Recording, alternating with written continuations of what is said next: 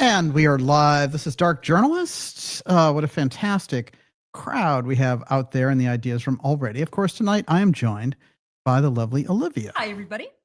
And Olivia, look like an angel, talk like an angel, walk like an angel. But I got wise. The static. You're the disclosure devil in disguise. Of course, that's on James Clapper. It's my special ode. It's an Elvis ode to James Clapper.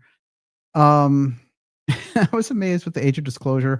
We have a lot to say about that debuting today. And of course, this is our special episode on the 62nd anniversary tomorrow of the JFK assassination and the major pieces that we're bringing forward on that in relation to the Central Intelligence Agency's AEROSPACE and the deep state forces that removed the 35th president of the United States. But Age of Disclosure and this coming out right in that window is quite fascinating because it's the same forces, in fact, and the battle, again, in the background is over the same thing, which is the UFO file aspect and who has control of it. In this case, they want control of the narrative, and they've got a master narrator there in the person of James Clapper. The problem is Clapper is a convicted perjurer, lied to Congress, and then tried to bug Congress. Isn't that nice? What a sweet fellow. And, you had this Dan Farah guy who is the director and producer of this whole mess of Age of Disclosure. And he comes forward and he says, I'm going to go on Bill Maher, CNN. He's, they're pushing the whole thing out. Steven Spielberg's producer, Lou Elizondo's booking agent. And, he represents and has all these agent deals with all the whistleblowers. Well, you can't be very objective if you're managing the people that you're promoting out there in your movie. You can't ask them tough questions because if they fall apart, your future monies with them go down the drain. Just ask Jay Stratton, as it were. So Stratton is another one that is being managed by Dan Farah.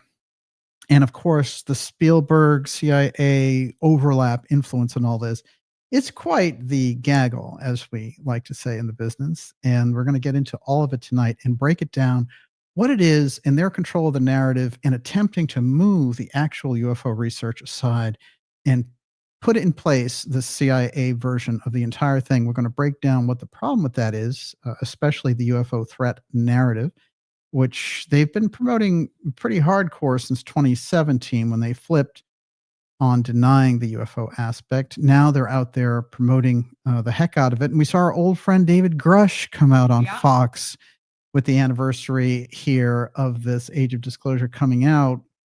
This is interesting to me because Grush was always that interesting figure in the background. Of course, he reached out to me, and famously we had that 3-hour conversation, and later on, there was quite a dust up there because he was telling me point blank that he couldn't come on the show and talk about these things because Chris Mellon, the DOD billionaire who's been running so much of this in the background, and of course we just did 2 episodes with John Warner, Mellon's cousin, and John Warner really spelled it out quite well and spelled out Age of Disclosure quite well in those episodes. What I want to say about this is that, and this is important, I'll start with Grush. Grush, when he came forward with this stuff and they pushed him out through Congress and Russ Coldhart interviews, and they, he was a little bit different than Elizondo and all that. He wasn't really pushing the threat thing. And he had some other things to say. But the problem is with him coming back 2 years later and saying, oh, yeah, I have all this inside info and all this on the, on the same date that they're releasing Age of Disclosure, they put this out.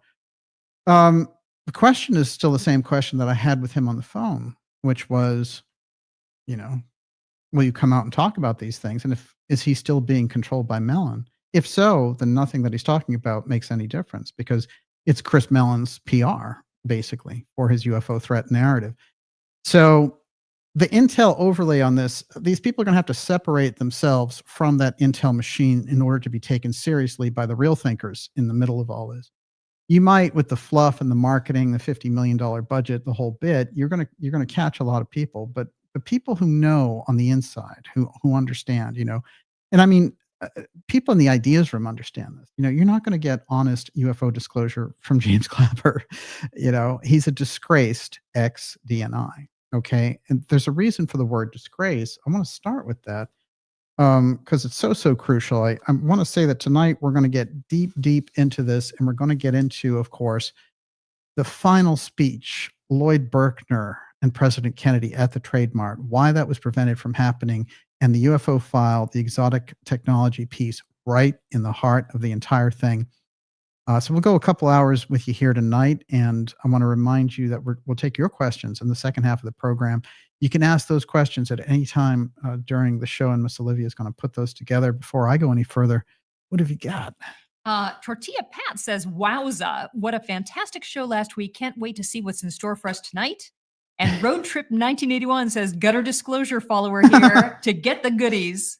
And this is a classic thing, and it came out in my interview with Warner that Mellon in the background was screaming his head off at Warner for coming on my show, because Mellon is really flipped out about control. And he said, how dare you, how dare you do this? And that's gutter disclosure. Now, the problem is here with these billionaires looking over these towers is nobody ever gives them a little crack of reality. And, Mellon was in such a snit when he freaked out on social media about all this that he sent his son out there to defend them. And he has this son with kind of a weird personality, frankly. And he's a DIA recruit. And he's like, my daddy will get you. It was pretty bad. It was a bad scene, let's face it. But let's do a couple of things. Let's start with Clapper. I'll get into Mellon as we go along here. But gutter disclosure is on, baby. And if it takes the gutter, we're on the gutter looking at the stars and not to the stars. But if it takes the gutter to smash the UFO threat up, then that's where you're going to get it. Okay. James Clapper's perjury and why DC made men don't get charged for lying to Congress. This is Jonathan Turley, of course, the famous legal expert. And this was his own take on the fact that Clapper basically ran out the clock so that he didn't get prosecuted. In DC, perjury is not simply tolerated, it is rewarded. In a city of made men and women, nothing says loyalty quite as much as lying under oath. That's who Clapper is. Now, Dan Farah is trying to reinvent him as this kindly old intelligence official who wants to give the world disclosure. Oh, what a guy. He even delivered milk and cookies to the Boy Scouts before he came on the show. Incredible. The problem is this guy is one of the most devious people. He also tried to get President Trump impeached with false Russia hoax nonsense, and is just basically the poster child for the worst types of CIA people you can imagine. And as the director of national intelligence, he was in charge of them all. Of course, Lou Elizondo proudly calls him my boss. And of course, that's exaggerating Elizondo's importance, but they're close. And whenever I've pointed that out, all the acolytes of the movement of the CIA disclosure, they've all been like, it's not true. And then Lou puts in his own book and then dedicates his book to Clapper. So I guess that kind of settles that argument. Now, C-SPAN, pretty neutral platform. Disgraced former DNI director lies to Congress about NSA surveillance. Okay, now look, it's on record with every major publication everywhere. This guy was a disgrace and lied to Congress, and he's an admitted perjurer. And what he said was, well, I gave them the least untruthful answer that I could. So he's giving us the least untruthful answer in relation to the UFO file because they still have to keep the threat aspect going. So you have to understand that's the crux of this. When they say we have all these intelligence officials, the crux of it is Clapper is the highest ranking guy in the entire film. And then Elizondo, his little lieutenant, going out there to run a counterintelligence program on the UFO file in the public, he's the narrator. So this thing is just a CIA blog. And, I have to say this, like Bill Maher, okay, you don't know anything about UFOs. I understand why I had the guy on. CNN, Jake Tapper being like, oh, I was there at the premiere and I'm shaken to my boots. Jake Tapper, who doesn't know anything about the UFO file either. So you had all that, but unfortunately, Joe Rogan had him on, and Joe Rogan was, pumping up this whole thing. I'm sorry, it's a CIA operation. And when I was watching that Rogan episode, I was like, Joe is actually doing the show that way. Seriously, he is quite a comedian because that was the funniest show he's ever done. And no, Age of Disclosure is not any kind of real disclosure. It's run by a bunch of CIA people, and why he didn't press the guy and really see through that is absurd. So, but that's just the nature of the environment, and anyone can do their show the way they want to do their show. But come on, let's get real. But this is the nature of the thing. Those are all CIA people. Gary Nolan, Hal Puthoff. In the center, of course, is Dan Farah. As I said, he's the book agent and the booking agent, the movie deals, all that stuff goes through him. Dave Grush's movie deal, Jay Stratton's movie deal, Lou Elizondo's movie deal. It's all Dan Farah. And then very interesting character here hanging out, though. I like to point this out because he's often missed in all this. This guy was the CFO for TTSA. He launched it. Well, who is he? He's Jim Semivan. And Jim Semivan is 25-year veteran of CIA directorate. That's the top level. You don't get any higher than that in the CIA. He's the man. So this guy was in the heart of all of these UFO activities. And he's also an abductee. Boy, CIA directorate, abductee, in charge of the Age of Disclosure. Very interesting. So it's all CIA people. This is a Central Intelligence Agency propaganda film for you to accept a UFO threat. And by the way, it's their version of aliens. There are aliens out there, but don't worry about it. We're going to save you. James Clapper wants to save us. Isn't that nice? So this is the nature of what they're putting out there. But remember, it's got a gigantic budget behind it. It's got tons of media connections behind it. It has the intel agencies behind it. And they've been creeping this thing into Congress and taking the kind of, half-wit Burchett type guys and sitting them down and saying, these are aliens and the aliens are demons. We're going to show you the video. So that's the nature, that's the blunt nature of the thing. And the entire evening tonight is going to be blunt.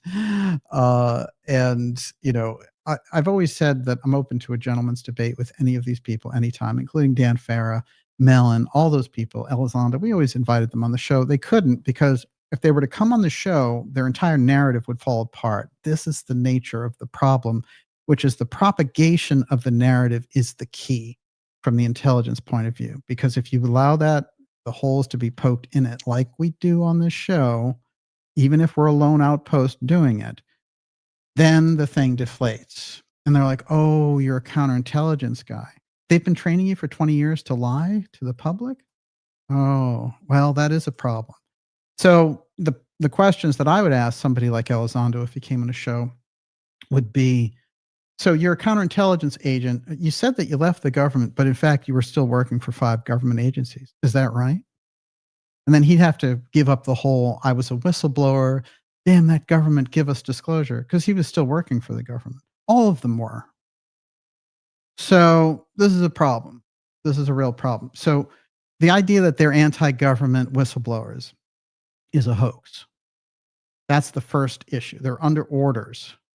And that much we have to get clear. And then somebody like Grush try to divorce himself from that system and really come out as a whistleblower. But he took the umbrella of people like Elizondo and Mellon and took their instructions. And when they said, you can't come on this show or do this. And Mellon, when I spoke to Grush, he said, you don't understand. Mellon can't even know that I talked to you. So he was deadly afraid of Mellon. So make of that what you will. But what it says to me is, as a whistleblower, he was controlled. And when I, in my conversations with John Warner, let's just say it's very well understood that Mellon groomed Grush in that Pennsylvania scene up there and groomed him to come out and be what he was. So he needs to break free of that influence if he's going to be taken seriously by anybody who's being honest about this. So that's what you have. You've got Farah, who is Spielberg's producer, coming out producing this thing. He is the agent of Stratton, Grush, Elizondo. He gets the book deals. He gets the movie deals. He's signing people up left and right. That's what this is about. And then you've got Clapper, who is the disgraced CNI orchestrator of this whole business. And he comes out of NGA, which is interesting because the CIA so thoroughly infiltrated the NGA. I mean, they were kind of, in a way, it was inevitable because it was a type of intelligence. But remember, the NGA, they handle locations, they handle surveillance. And what we need to remember when we're dealing with these people is all of it goes back to the CIA. So when they say, well, it's a DIA person, it's an NGA person, it's an NRO person, they're all honeycombed with CIA people. The CIA people train them.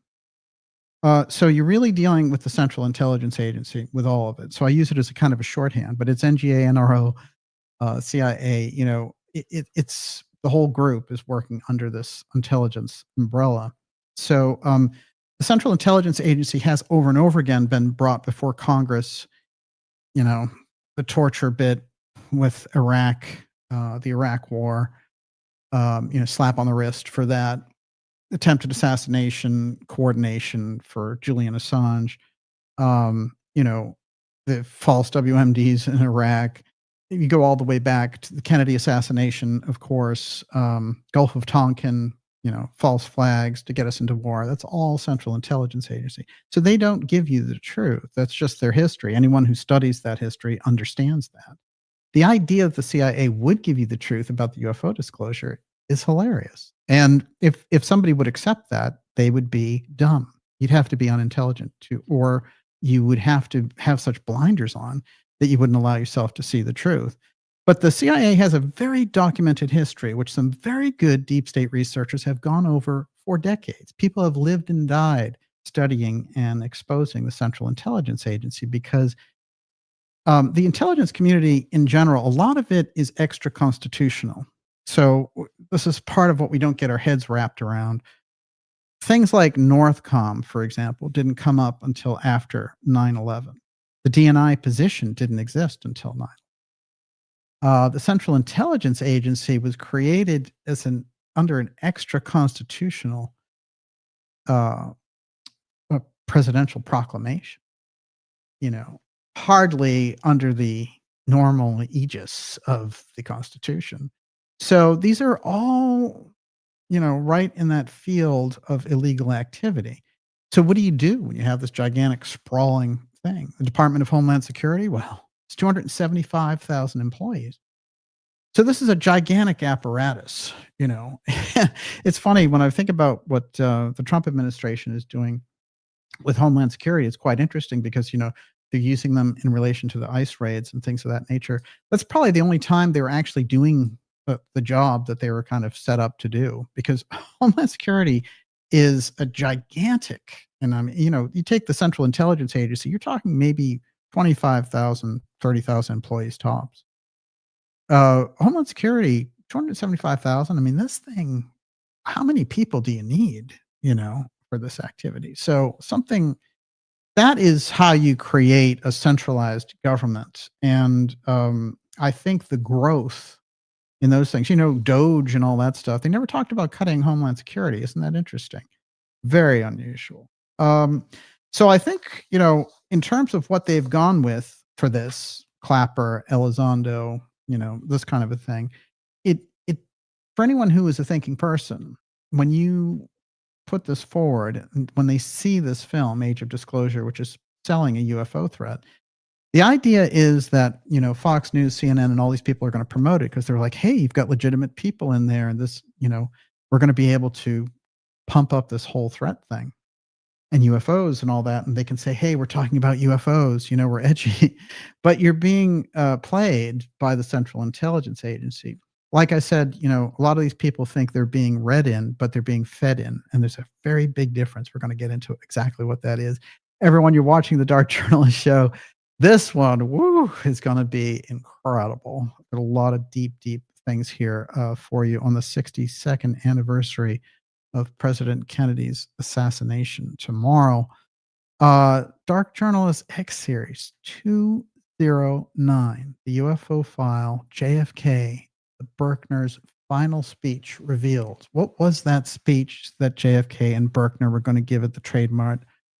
But Kennedy got assassinated along the way. We're going to get into what that is. I want to remind you, while I think of it, to go to darkjournalist.com and sign up for our newsletter. It's a free newsletter, but it keeps us in touch around the heavy-duty censorship, especially with the areas that we're tackling right now. So in order to get around all that, it's better just to get right in the heart of everything and get on that newsletter list. And what'll happen is we'll let you know about the incredible shows we have coming up for you. DocuSeries. We have an entire DocuSeries called JFK and the UFO File. The Craze in the Hot Zone, all about the Atlantis ruins activity, the Edgar Casey predictions about the Atlantean ruins and the entire political intrigue around that. We just did one, which was Pyramid X over the summer. So it's all there for you in the newsletter. Incredible guests. Like I said, we just had John Warner on, Dr. Farrell. We're going to get Gigi Young back.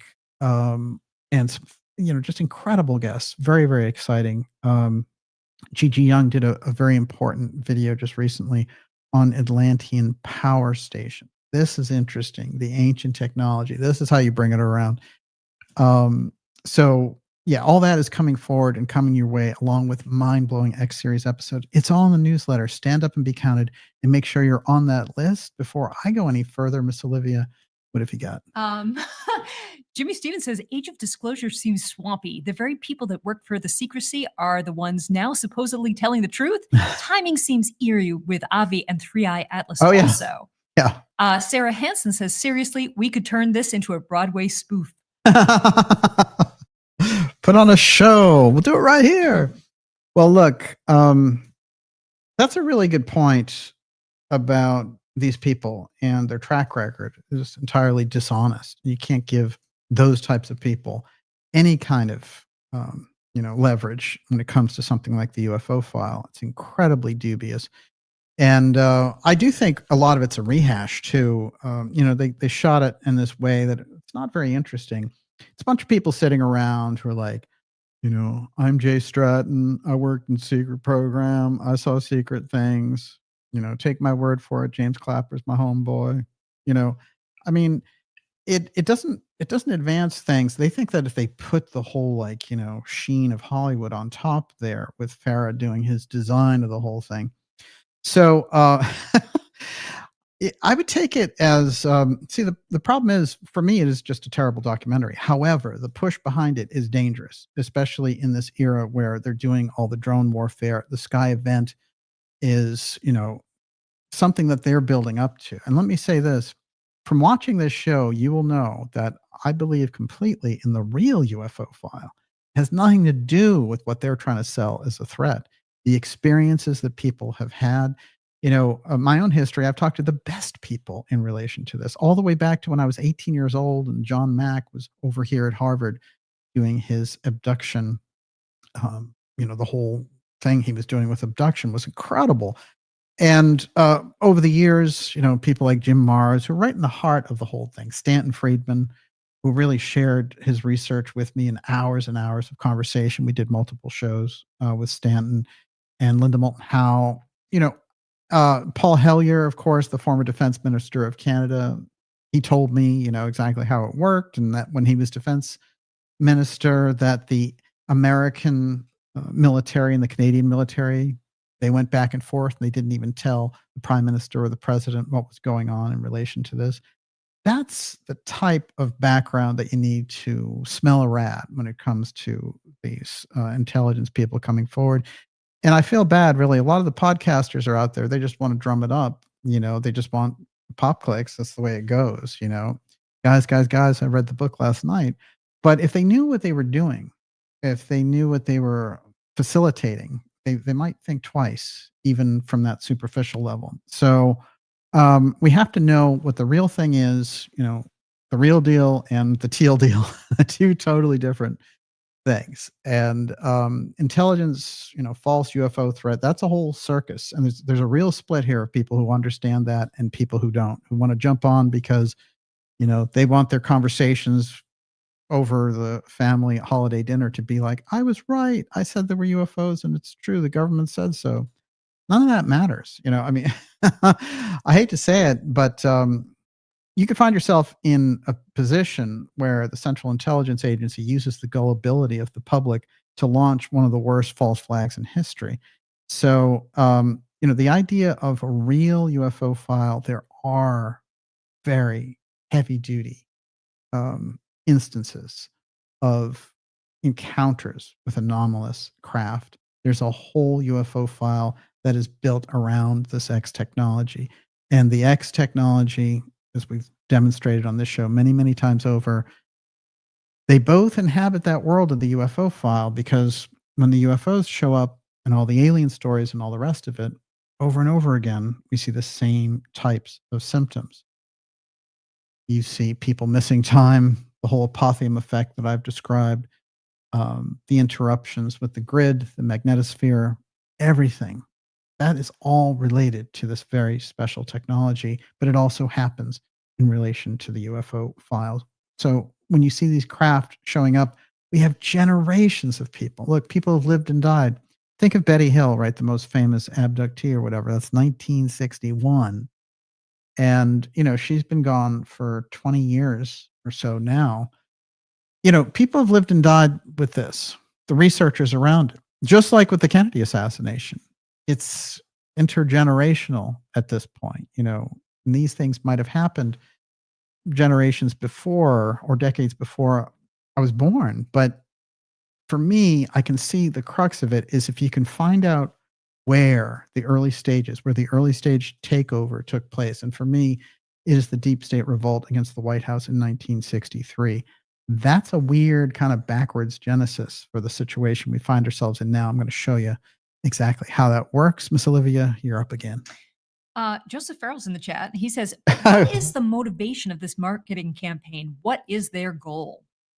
It is the Sky event, the UFO threat, and that is the crux of it. They've been trying to figure out different ways to do it. It is, in my opinion, to launch emergency powers and ultimately for continuity of government control, because more and more they're finding they can't get the consent of the governed. And they found that out during the COVID op. And, unfortunately, there were enough people who went along with them to let the disaster unfold. But I will say this, that they've been working on the UFO file threat since the 1940s. So they've had a lot of material back there. So they have 8 decades of which to peruse how the public has responded. They're looking at this public and they're saying, will they buy the UFO threat? Will they buy the Sky event? That's why we're seeing them collect data about the drone runs, saying, we don't know whose drones they are up there. What's going on? Well, as it turns out, they've been getting a lot of data mining from this experience. And what's going on, in my opinion now, and I've demonstrated it over and over again. Unfortunately, this show has been so in the prediction forefront. I'm not really in the prediction business. And yet, over and over again, from the X technology rollout, the CIA UFO file rollout, and other things, we've been ahead of our time to the point where, it takes a long time for that paradigm to catch up in the public. And we don't have that time to waste. We need people to get on board a lot quicker. And, it's not the kind of thing you can wait 5 to 10 years to see how it works out. This is something, we have the data for it. We have the players, and we're able to show how it works. Yes. There are some other answers. So Automated Script says they want to keep control of the narrative and escape the repercussions of generational psychological abuses at the social scale. John Matthews says goal is to get us afraid of, quote, alien threat and get hundreds of billions for defense fund. Happy Hermit 3D says to engineer a popular perception of a threat from space aliens to justify totalitarian government power. Yeah, that's all directly. Mm-hmm. We agree with all that. The only thing I would say is don't be lighthearted about it and say like, they're worried about being prosecuted and so they want to do this. No, that's a much bigger program. A lot of these guys are so close to, being, basically aged and heading out into the great beyond, as it were, that's not their main motivation. The motivation is the program. And we're deeper and deeper into that as we go. Um, very, very interesting little piece here around Age of Disclosure, because a few things were breaking just as the show was about to go live. And what I'm going to do is I'm going to finish this next section of Age of Disclosure, about the next 10 minutes or so, and then we're going to break into JFK, Lloyd Berkner, in the final Trade Mart speech. Of course, that's directly on the UFO file. So we're swinging between 1963 and 2025 here as we go. And before I do it, Miss Olivia, you're up. Joseph says, why would anyone take anything this rotten, rotting, decaying, malodorous Gooberman says seriously?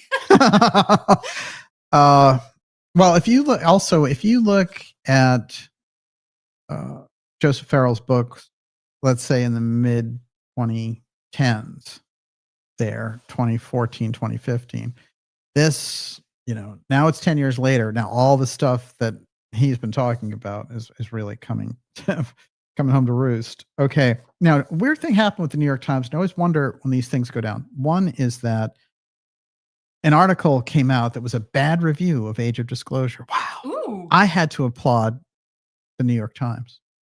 But within a half hour, they put out a second piece that was in praise of Age of Disclosure, and it was written by Leslie Kean and Ralph Blumenthal, who are the same two that brought us the phony 2017 Lou Elizondo New York Times black money. Lou is exposing, he's a whistleblower. That whole UFO thing, the Tic Tac, all of that came out of the Leslie Kean arrangement. And Kean, in my opinion, very close to that intelligence corridor on this. But I'm going to dance between the two articles here. Age of Disclosure Review. Documentary argues the U.S. government needs to divulge what it knows about the phenomena formerly called UFOs. I still call it UFOs. Because the intelligence community wants you to call it UAP. You're going to do that? Really? I don't think so. It's a dumb name anyway. Just being honest. Look, I will say this, that often with Grush too, they'll roll him out and they'll have him say what the next little term is. So when he did the Russ Coldhart and stuff in 2023, he came out and he was like, NHI this, NHI that, NHI, NHI, NHI. And then everybody picked up on that. Now, that was something that was already in the literature, but they obviously were like, we need to market this term now. So UAP, NHI, and then now the new one, though, the Grush in his little Fox interview, is sentience. Oh, they're sentience. This is it's like occupants or, abductee or whatever. Now they have sentience. This is the one that they want to push. That's why they rolled Grush back out. It's very interesting. I want to say this too. This is an architect, it's architecture, the entire thing. So Age of Disclosure was actually shot in 2023. That's 2 years ago. Marco Rubio was a senator. All this stuff's been hanging around, but they hung out with it for a very special reason. They wanted to put it out on the heels of 3i Atlas with Avi Loeb. And in my opinion, Avi Loeb and his gang were looking at 3i Atlas in 2020. And I put that on the record. I believe that the destruction of Arecibo telescope in Puerto Rico was because that's looking right at what they call the thick belt in the Milky Way. That's where 3i Atlas came from. So they didn't want other people reporting on this thing until they were ready to roll out their threat thing. There's a sky threat. There's AI coming in. They're trying to see what works. They're working hard on this. And in the middle of it is a lot of weird stuff, including Gary Nolan collecting blood samples of people who've been abducted, and sometimes tricking them into doing this. I kid you not. Really? Yeah. So there's this whole kind of vampire meme around our friend Gary Nolan, and it's well deserved. He's worked for the CIA for over a decade. Okay. He's friends with Dr. Fauci. The idea that you're going to get honest insights from Gary Nolan, you're going to get Fauci disclosure, Clapper disclosure. Look at the people who have their hands on this subject. It's scary. It is genuinely scary. Okay. But the New York Times, they got it right the first time. Okay. The documentary Age of Disclosure presents itself as a tell-all by people who've worked with the U.S. government on matters related to unidentified anomalous phenomena, or UAP. No, it's UFO, dope. The revamped name for unidentified flying objects. Well, who revamped it? I didn't revamp it. Did you? No. So it's just the UFO op revamped it. Okay. Now, these individuals are breaking their silence, the opening text explains, as much as they can without divulging conveniently classified information. The de facto leader among the movie's talking heads is Louis Elizondo, who ran a Pentagon initiative called Advanced Aerospace Threat Identification Program. No, the New York Times gets it wrong. There is no program, ATIP. Remember? Actual program is OSAP. This isn't a funded program. This is something that Lou and his buddies said, we're going to keep up, and then I can pretend later that I was the leader of it. Okay. So ATIP, it doesn't exist. OSAP exists. ATIP is, even in Lou's own words, inactivity. You know, fantasy baseball is an activity. That's not a program funded by the government to find UFOs. Very, very different things. But you see, they can always get away with this because Elizondo just lies on the public stage over and over again. And nobody in the field, you know, because the UFO field is not a real field. I'm sorry, it's not. It does not have the depth of a deep state investigator field. That's what it's missing. And that's why the CIA is rolling all over it right now. Okay. So they let this guy in and lied his head off. When he resigned to protest, okay, he never resigned. He didn't protest anything. He was still working for the government. That was a narrative that they cooked up. Oh, this angry guy is upset at the government. Well, that wasn't true. I went even a little tiny bit deep, as I've said, and he was working for 5 different government agencies. Now, The Intercept, 2 years after this, because he didn't get any tough questions from George Knapp and all those people. I've said it over and over again. They'd have him on their show and they'd be like, oh, what do you think of yourself? More as a legend or a hero? And Lou would say, well, I'm suffering the slings and arrows for my nation. You know, so this is what he was laying down there. It was all an act, and but it was very successful because the book Imminent BS and all that stuff, and now he's in the Spielberg movie. You know, so suffering the slings and arrows.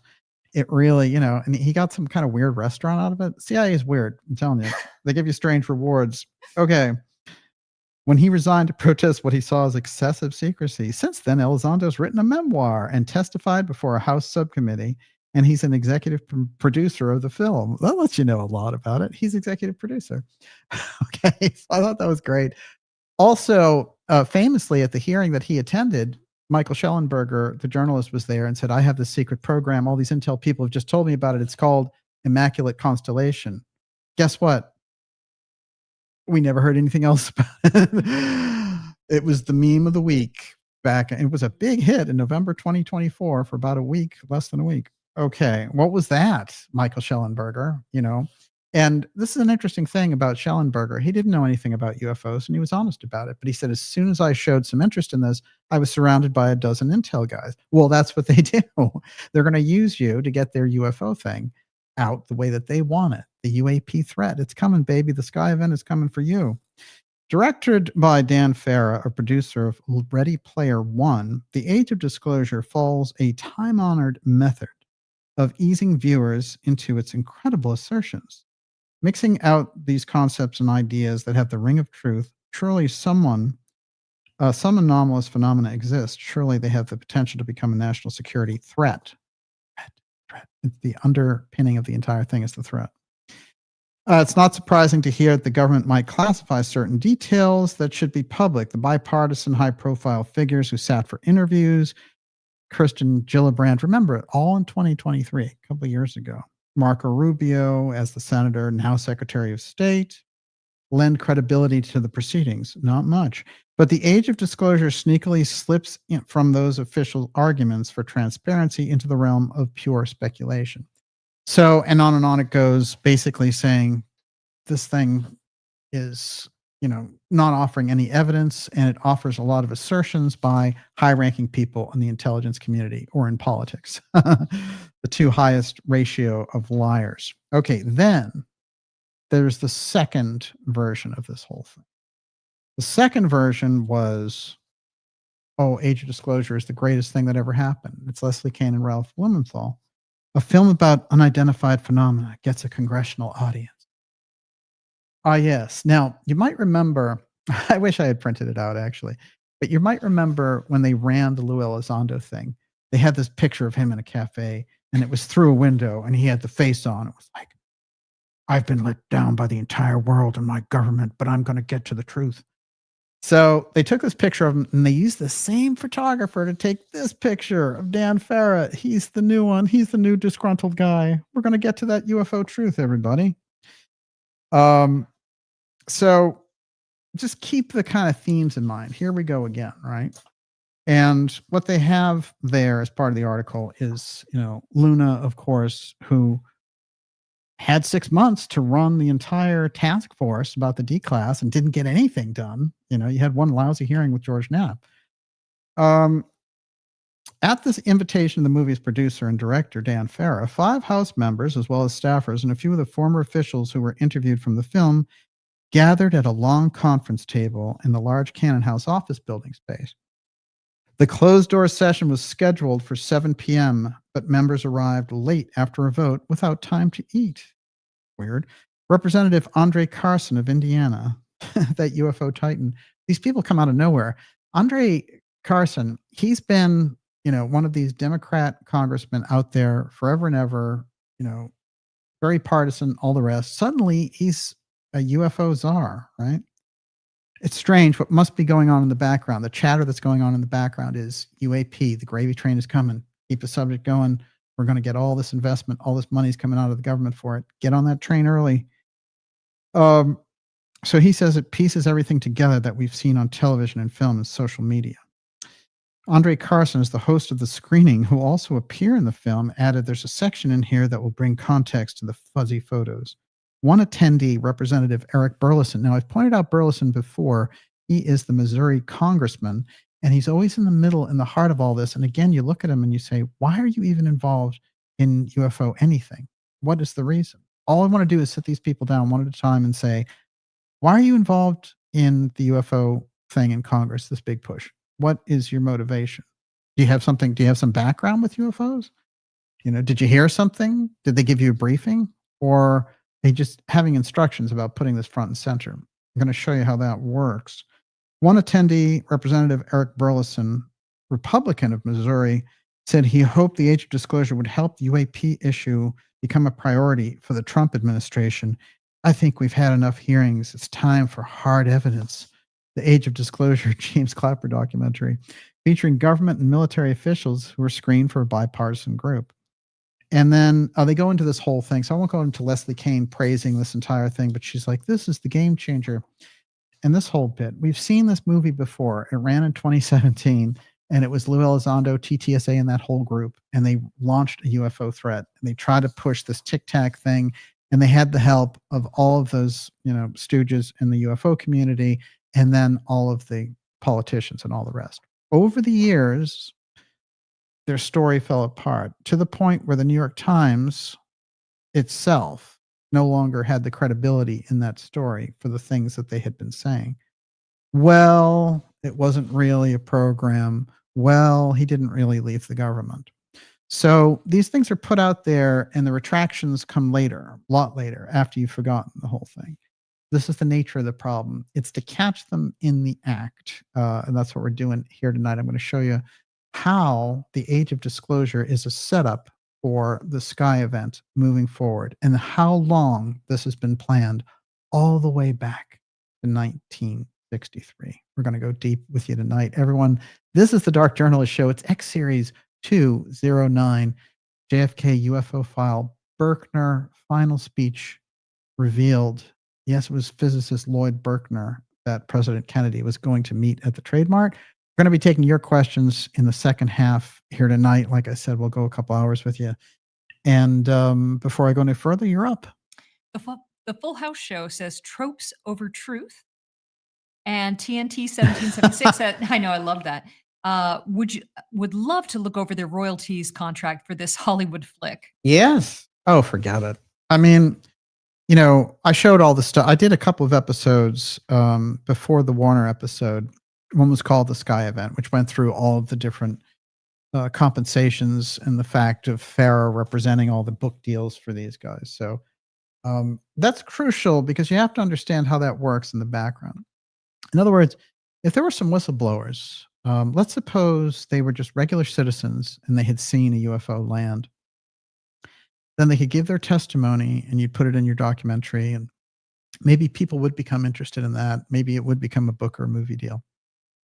But if you're the person who's doing it, if you are the one who's getting them in your documentary, if you're trying to get the truth out of it, if they're officials who've had a track record of holding back the truth, if you become their agent, then you no longer have the kind of objectivity in order to handle the situation and say, well, this person's lying, this person's misleading, this person has a different agenda. You're just out there trying to get them their book and movie deal. And the books and movie deals are coming hard and heavy right now. Of course, with the Steven Spielberg thing, the group that just did the Mission Impossible movie, they have Grush on now as a technical advisor for their UFO movie that's coming out. All these movies are coming out for 2026 on the UFO File. Now you'd say, well, you know, dark journalist, you're deep in the UFO File. Isn't that a good thing after all? Well, you know, movies, whatever, right?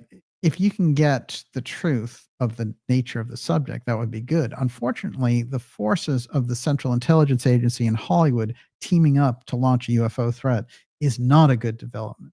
So you have the real UFO File with real people, real experiences, the thing we've tracked on this program over decades. That goes all the way back, you know, 80 years, 100 years. Some of our shows go into the 1800s. Look, this thing has been around for a long time. What you have to get is that there's real research around this, and then there's the CIA circus, the funded circus to bring on the UFO threat involving politicians, Hollywood, and intelligence chiefs. That's not the same thing. That is a totally different animal that is meant to deceive the public. You have to get on board and understand and walk and chew gum at the same time and say, you know what? I believe in the UFO File. I believe in UFOs. I even believe in aliens. You know, I've gone through, you know, so many people, the stories of people, and I've met them and talked to them about their UFO experiences, abductions, and all the rest of it. So I understand a great deal about it. The thing is, the idea of what the CIA is trying to do, invading that process, orchestrating that process, taking that process and actually getting rid of the legitimate research so they can take it over. It's, you know, it's like that whole thing when I remember there was a big thing about the science of Monsanto before Monsanto got exposed. And they were all like, it's science, you know, the GMOs are safe and all the rest of it. Well, I'll show you what paid science is versus regular science. So there was a company that did a study on Monsanto's Roundup. And what they did was very interesting. They figured out that it was killing the bee colonies and all the rest of it and having this terrible impact on the ecosystem. So Monsanto looked at that. They bought the company that did the study, did their own study, gave them a clean bill of health. So that's paid science. And the real science was the first thing on the paid science. You see how it works? So it doesn't mean that you don't believe in science. It means that science can be manipulated. So the same thing with the UFO File. You believe in the UFO File, but then there's a manipulated version. So you've got a split. There's a bifurcation of the topic that is dramatic right now. And I'll tell you, this documentary, I'm glad it came out because it's going to separate who understands the real deal and who's going to get fooled and wants to be spoon-fed this whole intel narrative. They're very, very different conclusions that'll come out of each. Think about it this way. You're either, you know, they're going to say that you're read in, you know, you're being read in by intelligence officials, but what's actually happening is you're being fed in. They're feeding you a narrative. And a lot of these guys who are coming out as whistleblowers were fed a narrative in the first place. So they think they're telling a legitimate story, but they've been massaged into that position right off the bat. And I was thinking about that when Grush was on Fox today, because I was thinking to myself, you know, when Grush came out, he was saying, "Oh yeah, this guy told me that there were biologics. I saw the intelligence study and about crash craft and all the rest of it." And I was thinking to myself, if he could go the extra mile, he could be a valuable witness. And then in my own conversations with him, the literal fact of the looming figure of Mellon over him, controlling his activity, what he could say and what he couldn't say, that destroys any idea of what a real whistleblower is. So you have to kind of, shake the habit and stand out there and say, I'm standing here alone. If these people want to be mad at me for bringing forward real transparency, that's their problem. But I'm a whistleblower and this is my story.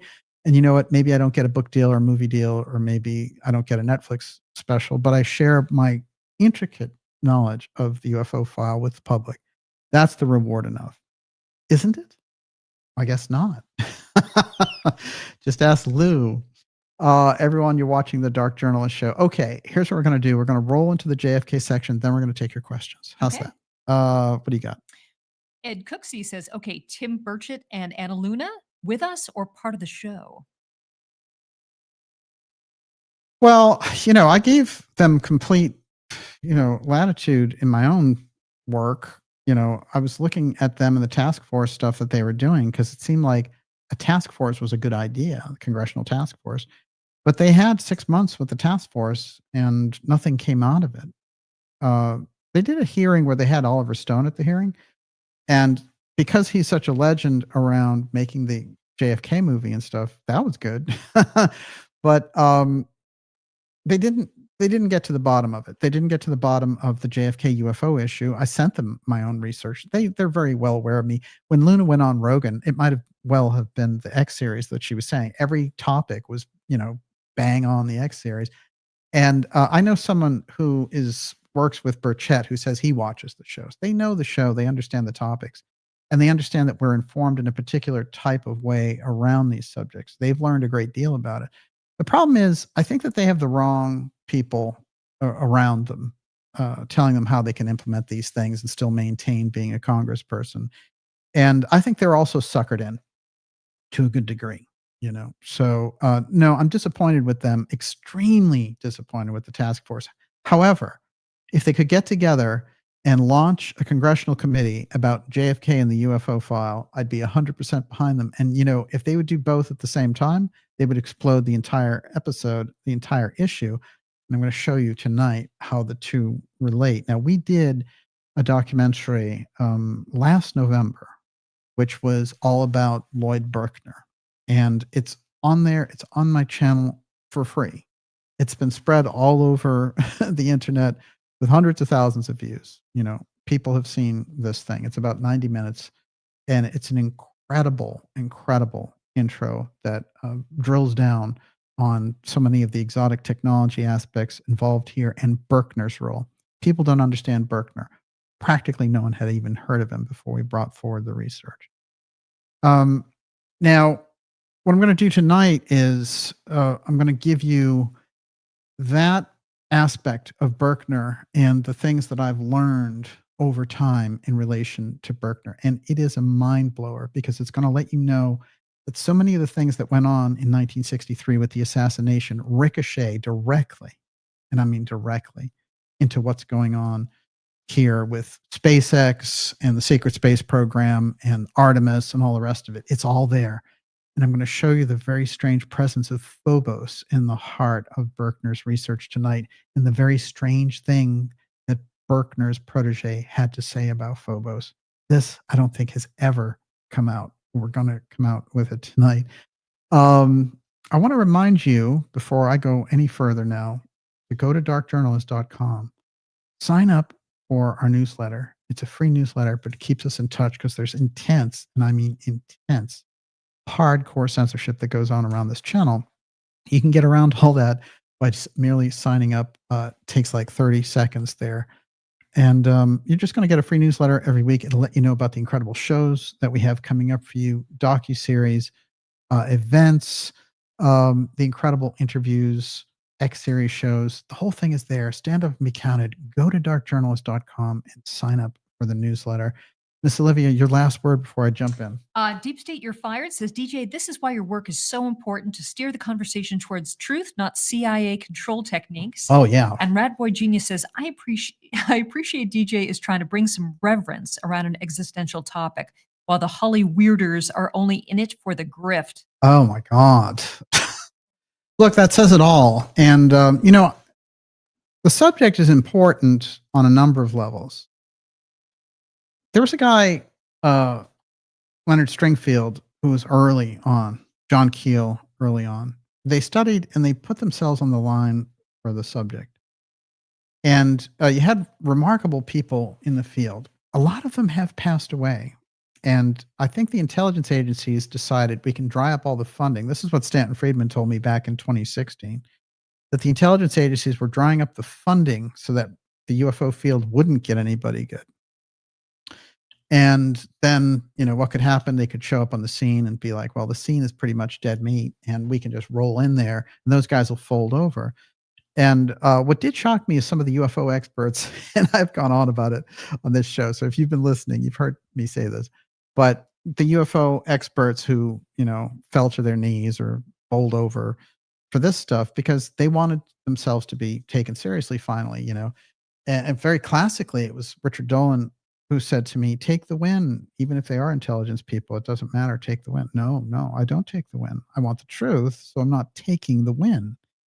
And, you know, he was very funny because a lot of people behind his paywall were sending me things like, he's really going after you, DJ, back there.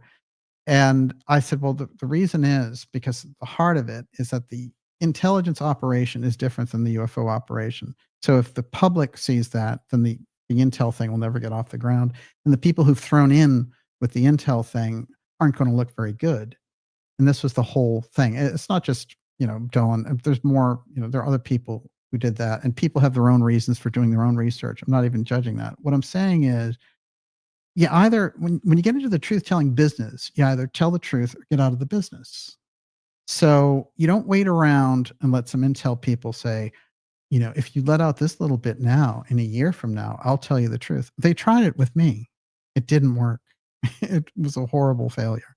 And it blew up in their face. As a matter of fact, I think one of the things that they did with Grush, you know, harangued his whole presence in the space off by a year and a half because Mellon came out and had to admit that he was controlling like a puppeteer. I mean, it's sick. This is sick stuff. I want to emphasize how sick it is when there's somebody in the background who's a billionaire DOD official who's collaborating with people like Clapper, and they're trying to launch this thing on the public, and they don't want the truth to get out. So they say, you can't go near this guy because he's going to ask you tough questions. Go over here, go on Brett Baier, who's just going to sit there and nod and not ask you any tough questions. You know, where are the tough questions for these people? If you had Dan Farah, who's the director of this thing, fine. You're a director, producer, great. You are the agent for all these people. Therefore, I don't think you can speak objectively about it. Therefore, isn't this just a promo piece for the contracts you want to get for these guys? So those are the types of questions that they need, and they can answer any way they want. They can come in the show anytime they want to and do that. They have an open invitation. They know it. But what they do instead is they block me on social media because I'm asking the hard questions, and the field has forgotten how to ask the hard questions. I would love it if the field would ask the hard questions. You know, it would be great for me. But, you know, as it turns out, they don't. And so everyone gets softballs and everyone's standing up there and they're like, have you gotten death threats, you know, for putting this out? And they're like, oh yeah, you know. Look, I can tell you this, that so much of the narratives that come down the pike here, if you are genuinely releasing something, then you are putting yourself in the center of their activity, you know, and those groups, they will try things to discredit you. I've gone into how X-Protect has done that with everyone from James McDonald to Morris Jessup, you know, all through the history of the UFO field. I think they did it to Amy Eskridge, as I pointed out, and Mark McCandish. So it is dangerous, you know, when you take that course, and they will be able to do that. Very often, what they try to do also is discredit people, just like in the alternative energy fields. So I take, whenever somebody says they're having a problem with an intelligence agency or anything like that, I take it very seriously.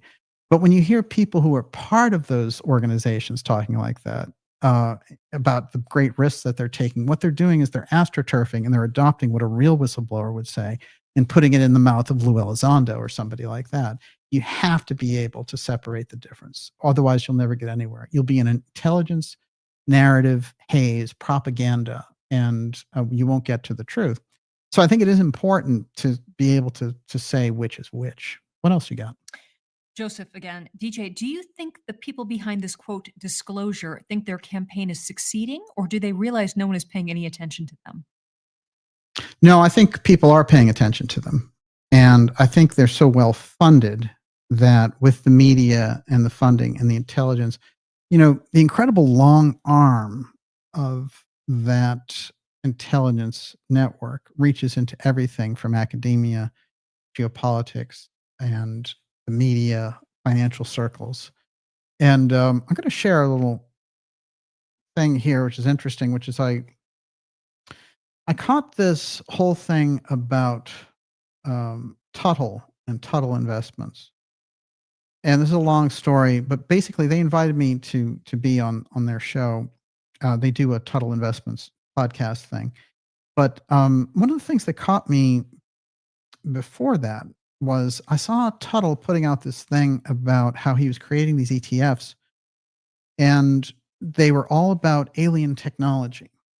And he was saying, well, since there's so much of this in the air, I'm going to be ahead of everybody on this. And I'm mixing it with our AI ETFs. Now, from a financial point of view and all the things that those people do, they might have great reason to do that. But the fact that it's in the air to that point jives very much with what John Warner was saying to me about these different billionaires getting together in these think tanks talking about it. And when he talks to them about it, they don't get the impact. They're more interested in the investment opportunity. So some of those breakaway technologies are going to break back in. This is the way they're going to roll them out. Oh, the government was fighting demons on your behalf. And we got this great technology because we're fighting demons. They're trying different things, just like the Peter Thiel thing with the Antichrist, or Luna, when she goes out all these times, she's talking about how UFOs are demons. And J.D. Vance, the vice president of the United States, sitting there saying, I think it's demons. That is to appeal to a Christian crowd, to be able to get them involved, because they've done studies around Christians that don't want to believe in the alien presence. They don't want to believe something off-world is coming here. So they have to sell it as demons. Now, there's a whole thing, of course, angels and demons are real. That brings us into a realm of mystery teachings, religious thought, spiritual thinking.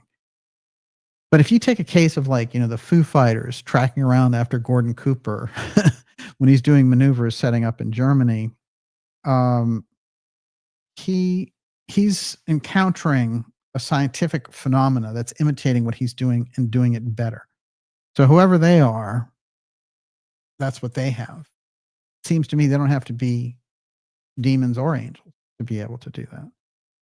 Now, there's a whole other side, but I'm talking about the level that we're discussing this on.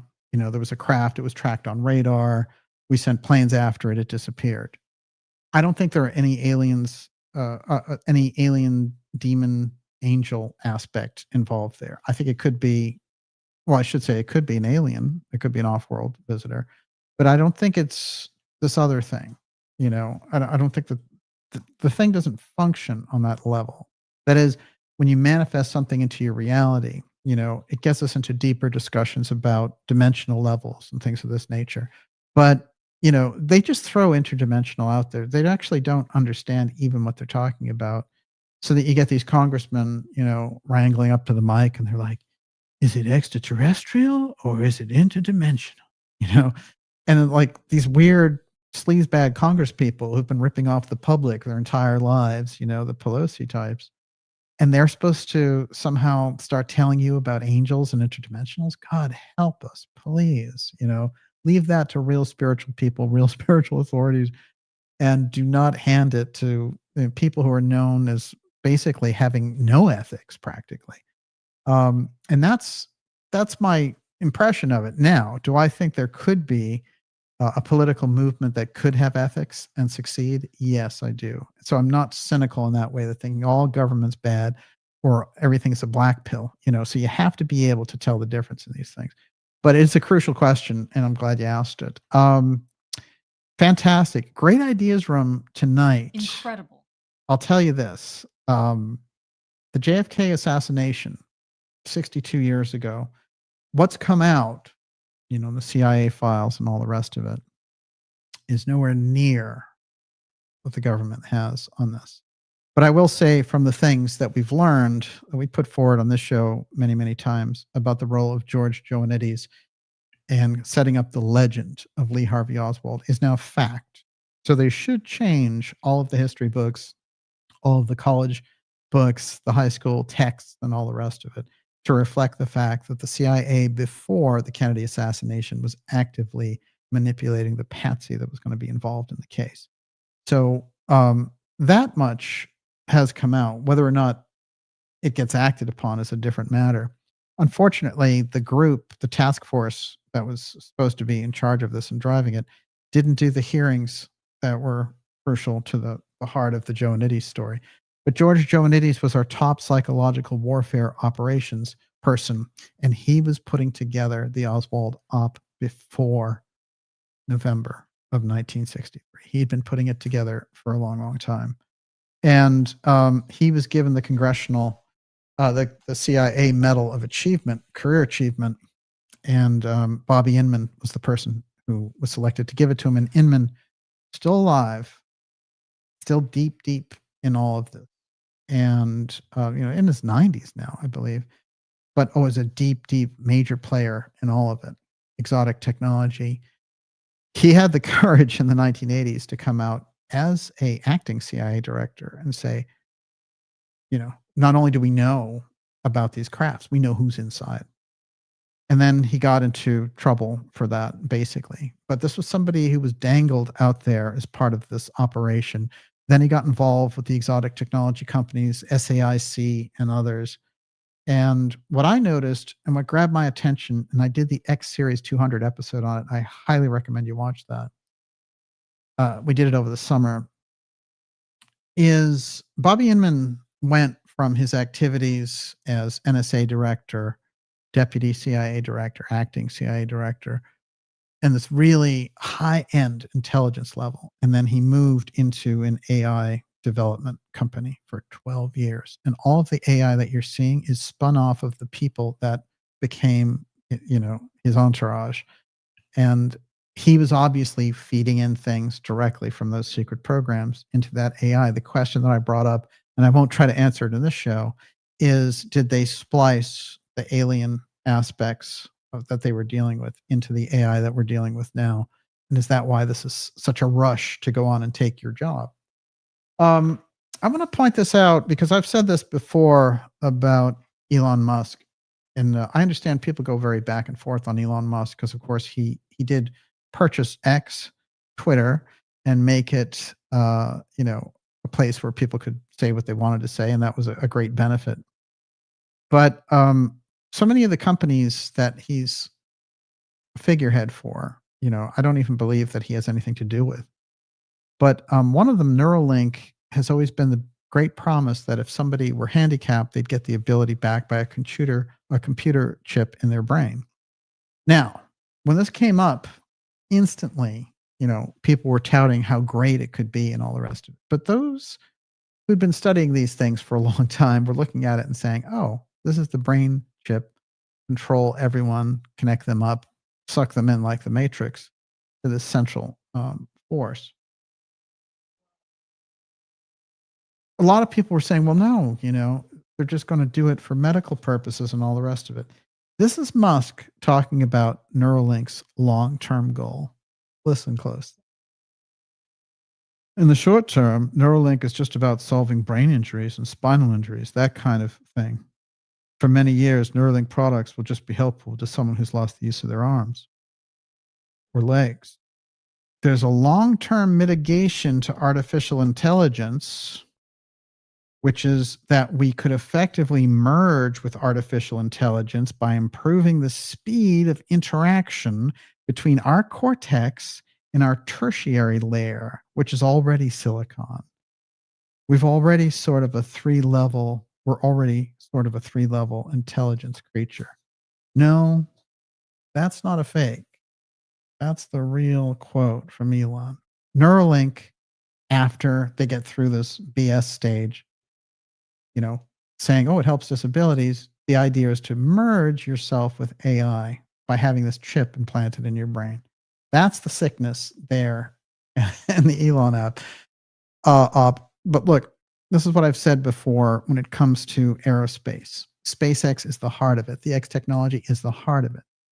So the aerospace part is not well understood by the public, but basically the function is ruling things from above that are on the ground. And that includes the low Earth orbits. It includes the planetary structures and all the rest of it. It is having that control from space. So these are the companies, Boeing, Lockheed Martin, and all the rest of it. And of course, SpaceX, the very leading edge in the heart of all this, controlled by DARPA. So aerospace is at the heart of the Kennedy assassination 62 years ago. And when I put that forward, there were so many researchers who had done the work for years and said, I've been studying this mafia angle, and, the anti-Castro Cubans had all these people built up and all the rest.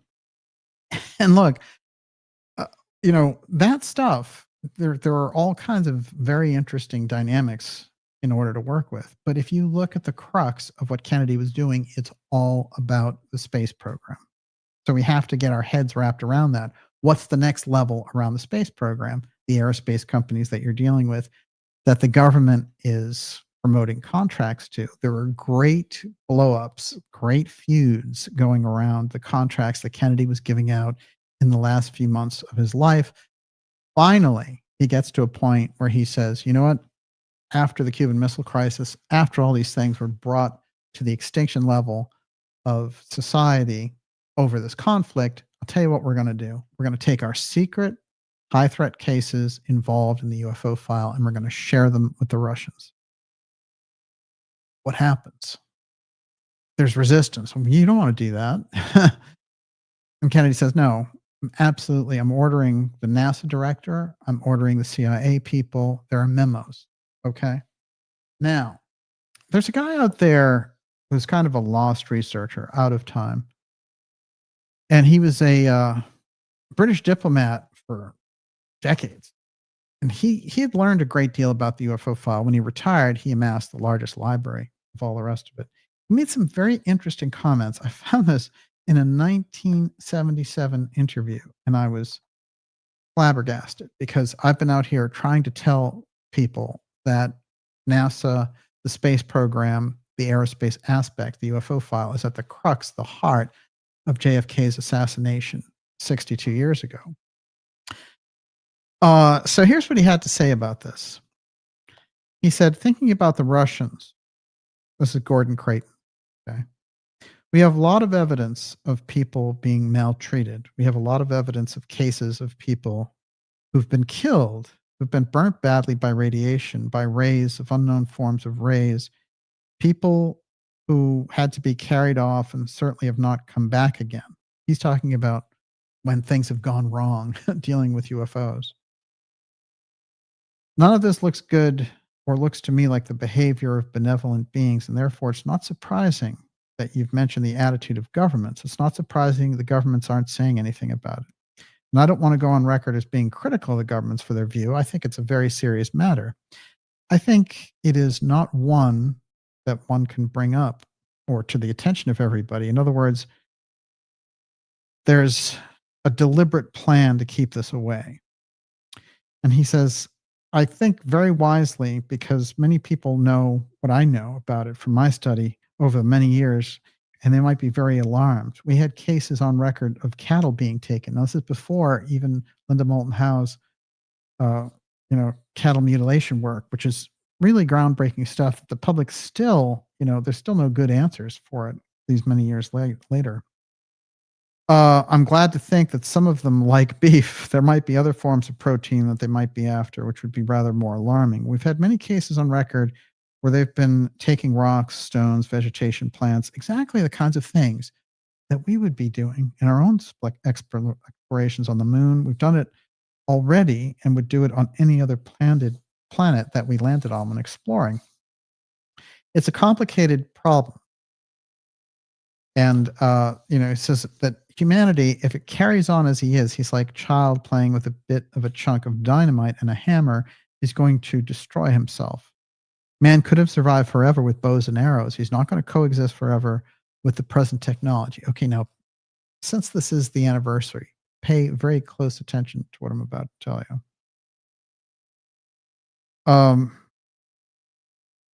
I'm certain that measures have been taken by agencies to terminate people who appear to be inconvenient or troublesome through knowing too much.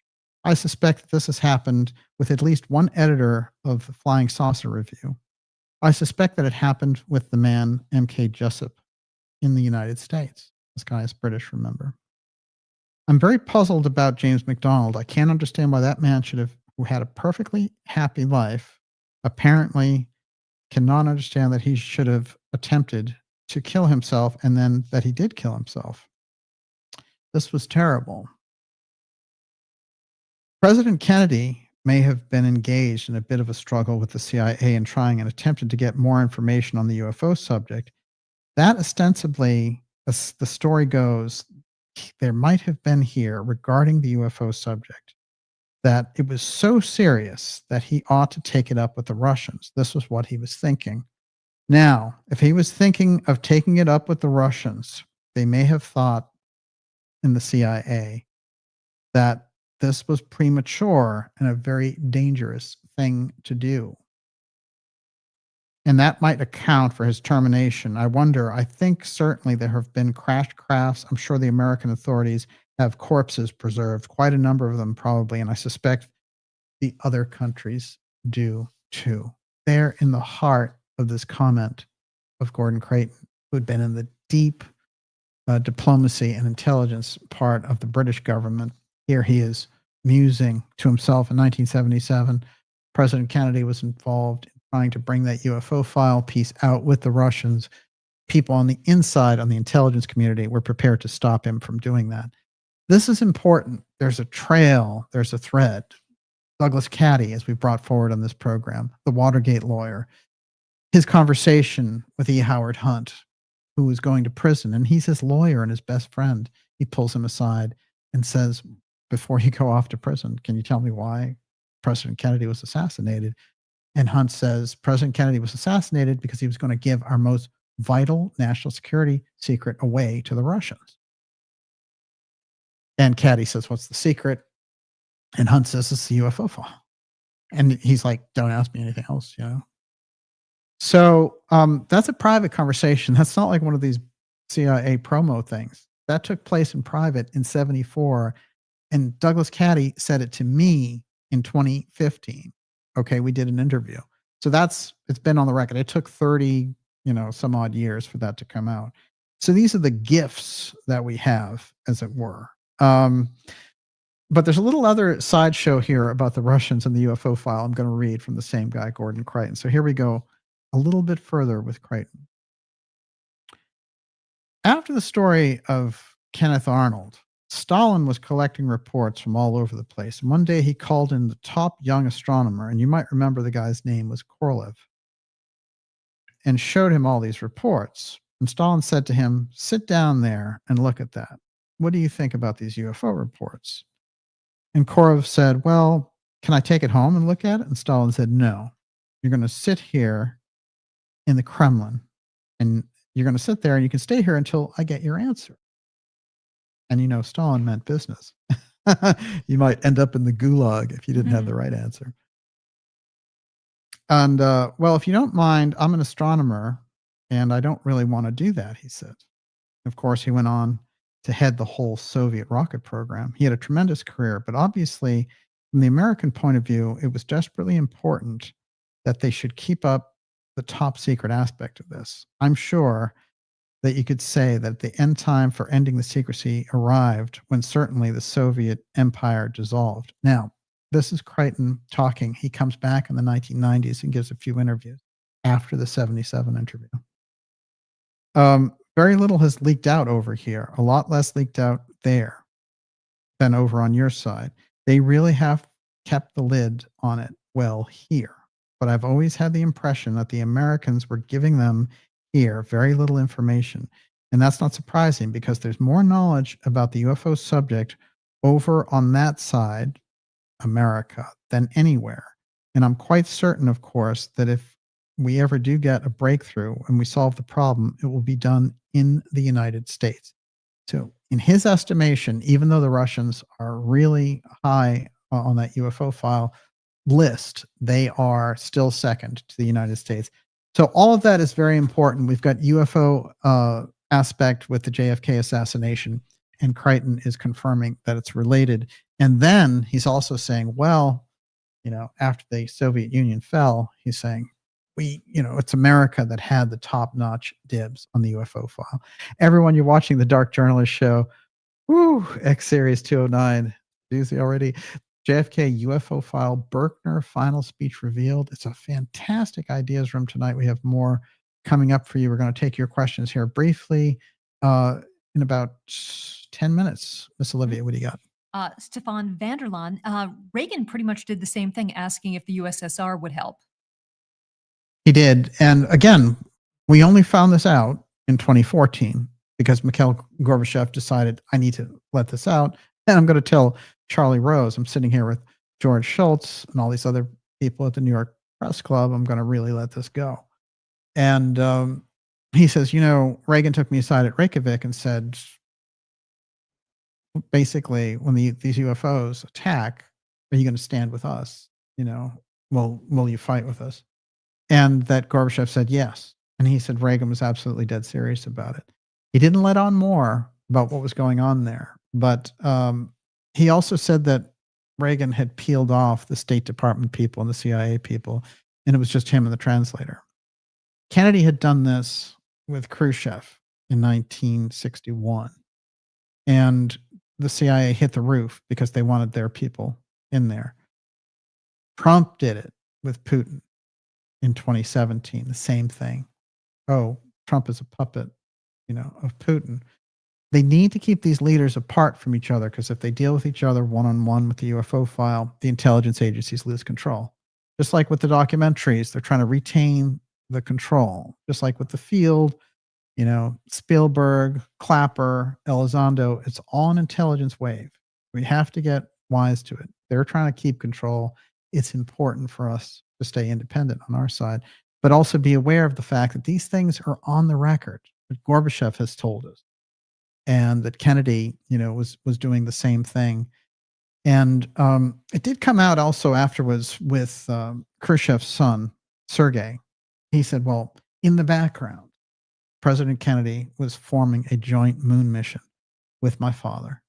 And they were going to get rid of the whole space race. They were going to do things in space together.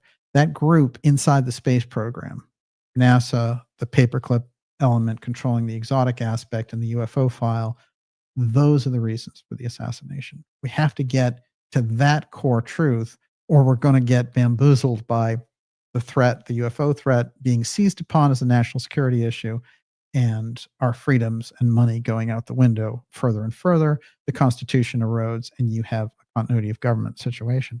So you can see how important it is. If you understand it geophysically, it goes out of the the kind of frou-frou, big head alien showed up in my bedroom thing. It's an issue. The way that they can use the issue, it becomes problematic. And remember, when you're getting into this whole age of disclosure type thing, think of the rich documentaries you've seen around UFOs before, whether it had to do, there's so many of them that were on the record, but like the Mac cases, all these different things, it was a totally different understanding of the subject matter.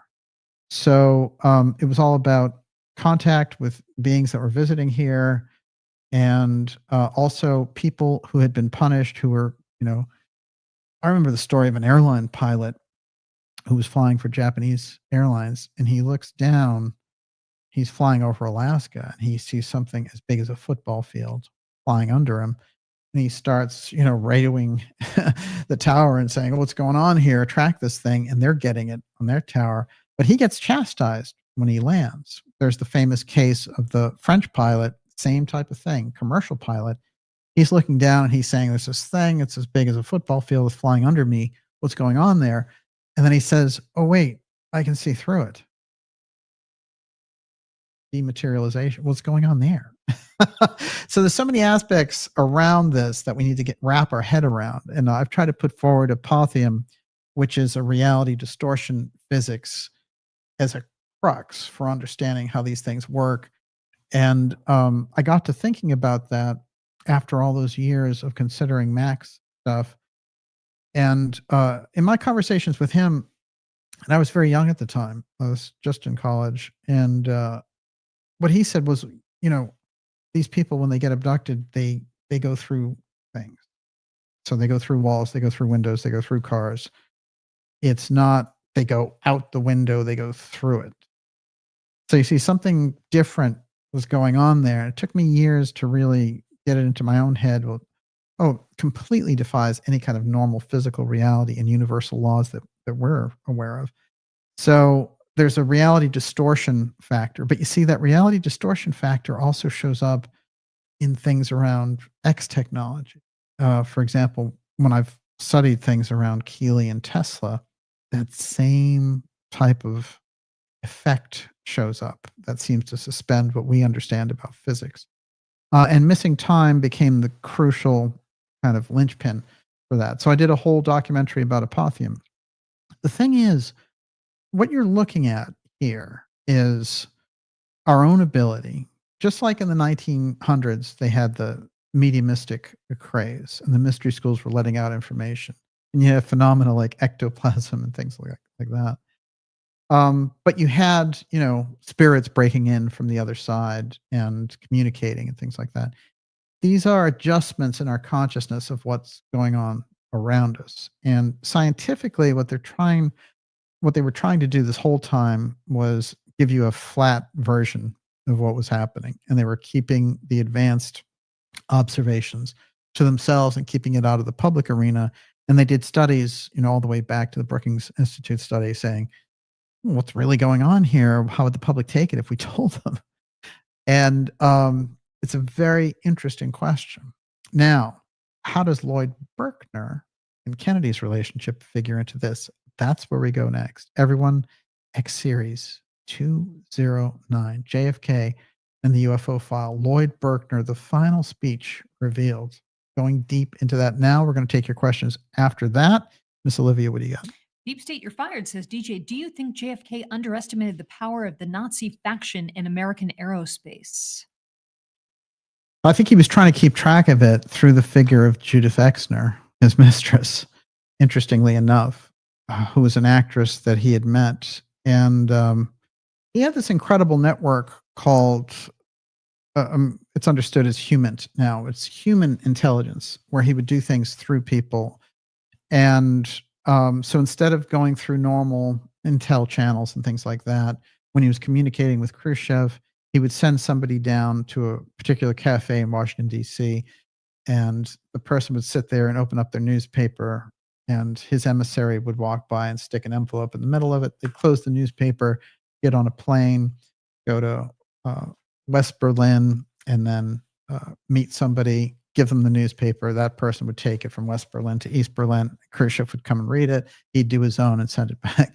So this is how he did it. I'm pretty sure that he developed this under the tutelage of Father Joe Kennedy, who was ambassador in the UK, SEC chairman, all these things. He knew where the levers of power were. He was going to be president himself until he mucked it up with his comments in 1940 that were perceived as defeatist in the face of the threat from the fascists. So we have to understand John Kennedy was the recipient of all that wisdom of Joseph Kennedy, who not only was a very successful businessman, but was tied into all of these political circles, including developing the National Security Council, which was, strangely enough, one of the very tools that would be used to assassinate his son. So there's deep, deep tentacles in the Kennedy story. And Kennedy and his understanding around the UFO file, we've put this forward in our shows and documentaries from my research. He understood so much about the UFO file through James Forrestal, who was a family friend, a fellow Catholic, and took him over to West Berlin after the war. When Kennedy was a journalist, he wasn't even a congressman yet. And he was walking around and, he's writing all of these stories. And in one of those stories, he writes, it doesn't even appear like no one here buys that Hitler is dead. It doesn't seem like that's a legit story. So in a way, Kennedy is one of the early conspiracy theorists on Hitler's death. But once we build up with John F. Kennedy's background around this, we're going to find him involved in getting a report around Roswell. We find him getting involved very early on in relation to this, so that by the time he gets into the presidency, there's a whole background. I took something from the, I was able to copy something out of the Kennedy Library that is a big, long diatribe that he gives to an Air Force personnel officer. And it's odd because he's asking him all about the subject of UFOs, and the guy is kind of feeding him back. The Air Force doesn't know anything about UFOs and all the rest. And Kennedy lays down all these different things that he knows going on with the Air Force from reports, and he wants to know what this guy has. The guy's position, in my opinion, is interesting. It's not the normal person you would expect to go to for this, but it's also 1958 before he gets into the presidency. You've got this back and forth, and it's interesting because at a certain point in those exchanges, you just are seeing the Kennedy letters. What he's getting back, I don't know what happened to those letters, but they disappeared. But I think that is very telling about what he knows what he's going into. And by the time he sits down with Eisenhower, and Eisenhower says, aha, something you're going to want to know is this UFO thing is out of hand, and it is the defense contractors, the military industrial complex. They have their hands on it. You need to get it back under executive control. And it looks to me like he spent 3 years trying to do exactly that. And was not ultimately successful. But the flash there of the clash between President Kennedy and the national security state on a number of issues becomes very apparent in the middle of all this. I'm going to read now. I'm going to backtrack how this all works, and we're going to look at the figure of Lloyd Berkner, a physicist who had been to Antarctica, who had this remarkable background. He had been to Antarctica when he was 22 as an incredible radio genius who set up Little America for Admiral Byrd in 1928. This is how deep Berkner was in the system. He'd been through World War II. He shows back up as the leader of the Robertson panel and somebody who was really kind of crucial in the UFO investigation story on the inside. And on the outside, of course, the Robertson panel becomes great whitewash. But the people who were on the Robertson panel tell a very, very unique story. People like Hynek and Alvarez and others. And one of the weird things that Hynek said is that when they would show them these films of UFOs, and Hynek said they were some of the best films. They're like, he'd never seen anything like that. But they would sit in these cold theaters. And he was like, I wonder why they have the temperature. Like, they're not turning the heat on. It's very kind of uncomfortable in here to watch this. And then they would show something very impressive on the screen, and somebody like Berkner or somebody else involved with the committee would come over, like Robertson would yell in Hynek's ear and say something, some anomalous explanation. That's planet Venus. Those are birds. And Hynek would be looking at it and saying, what? Like, that's a craft. So they were doing some kind of weird experiment with people like Hynek. And of course, Hynek eventually broke away from that strict retelling of things. But Berkner is a key figure because he's there in Antarctica. He's protecting the secrecy. And he becomes, I talk very often about X-Protect and X-Share, the two groups that are fighting on the inside in relation to the UFO file. He becomes kind of this dangle between the two. And I think ultimately, more on the X-Share side, he links up with President Kennedy and becomes the voice of "We choose to go to the moon." And it's interesting because what he originally wrote was "We choose to go to the moon and Mars." Kennedy dropped the Mars part out of his speech. But he became an incredible counselor to President Kennedy, and it is President Kennedy going to the Trade Mart in 1963. He's on the way there, and he gets assassinated at 12:30, right in the heart of Dealey Plaza, and he's only 5 minutes away from his Trade Mart destination. Think about that, and think about, in any crime, what was the person doing? Where were they headed? What was it all about? In this case, he was headed to go meet Lloyd Berkner. And physicist Berkner was there waiting for him at the Trade Mart. And what was going to happen is a helicopter was going to fly in a flag that had flown over the White House. This is all on record. And there was going to be a very special ceremony of Kennedy handing Berkner that flag.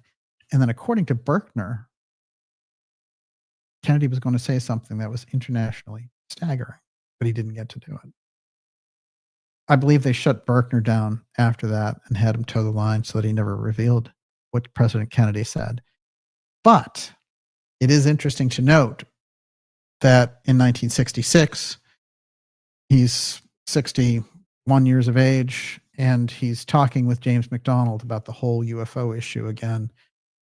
And President Johnson says, "I want somebody in on those conversations with you guys." And they go into a house in Texas, and McDonald records 4 hours of their conversations around the UFO file.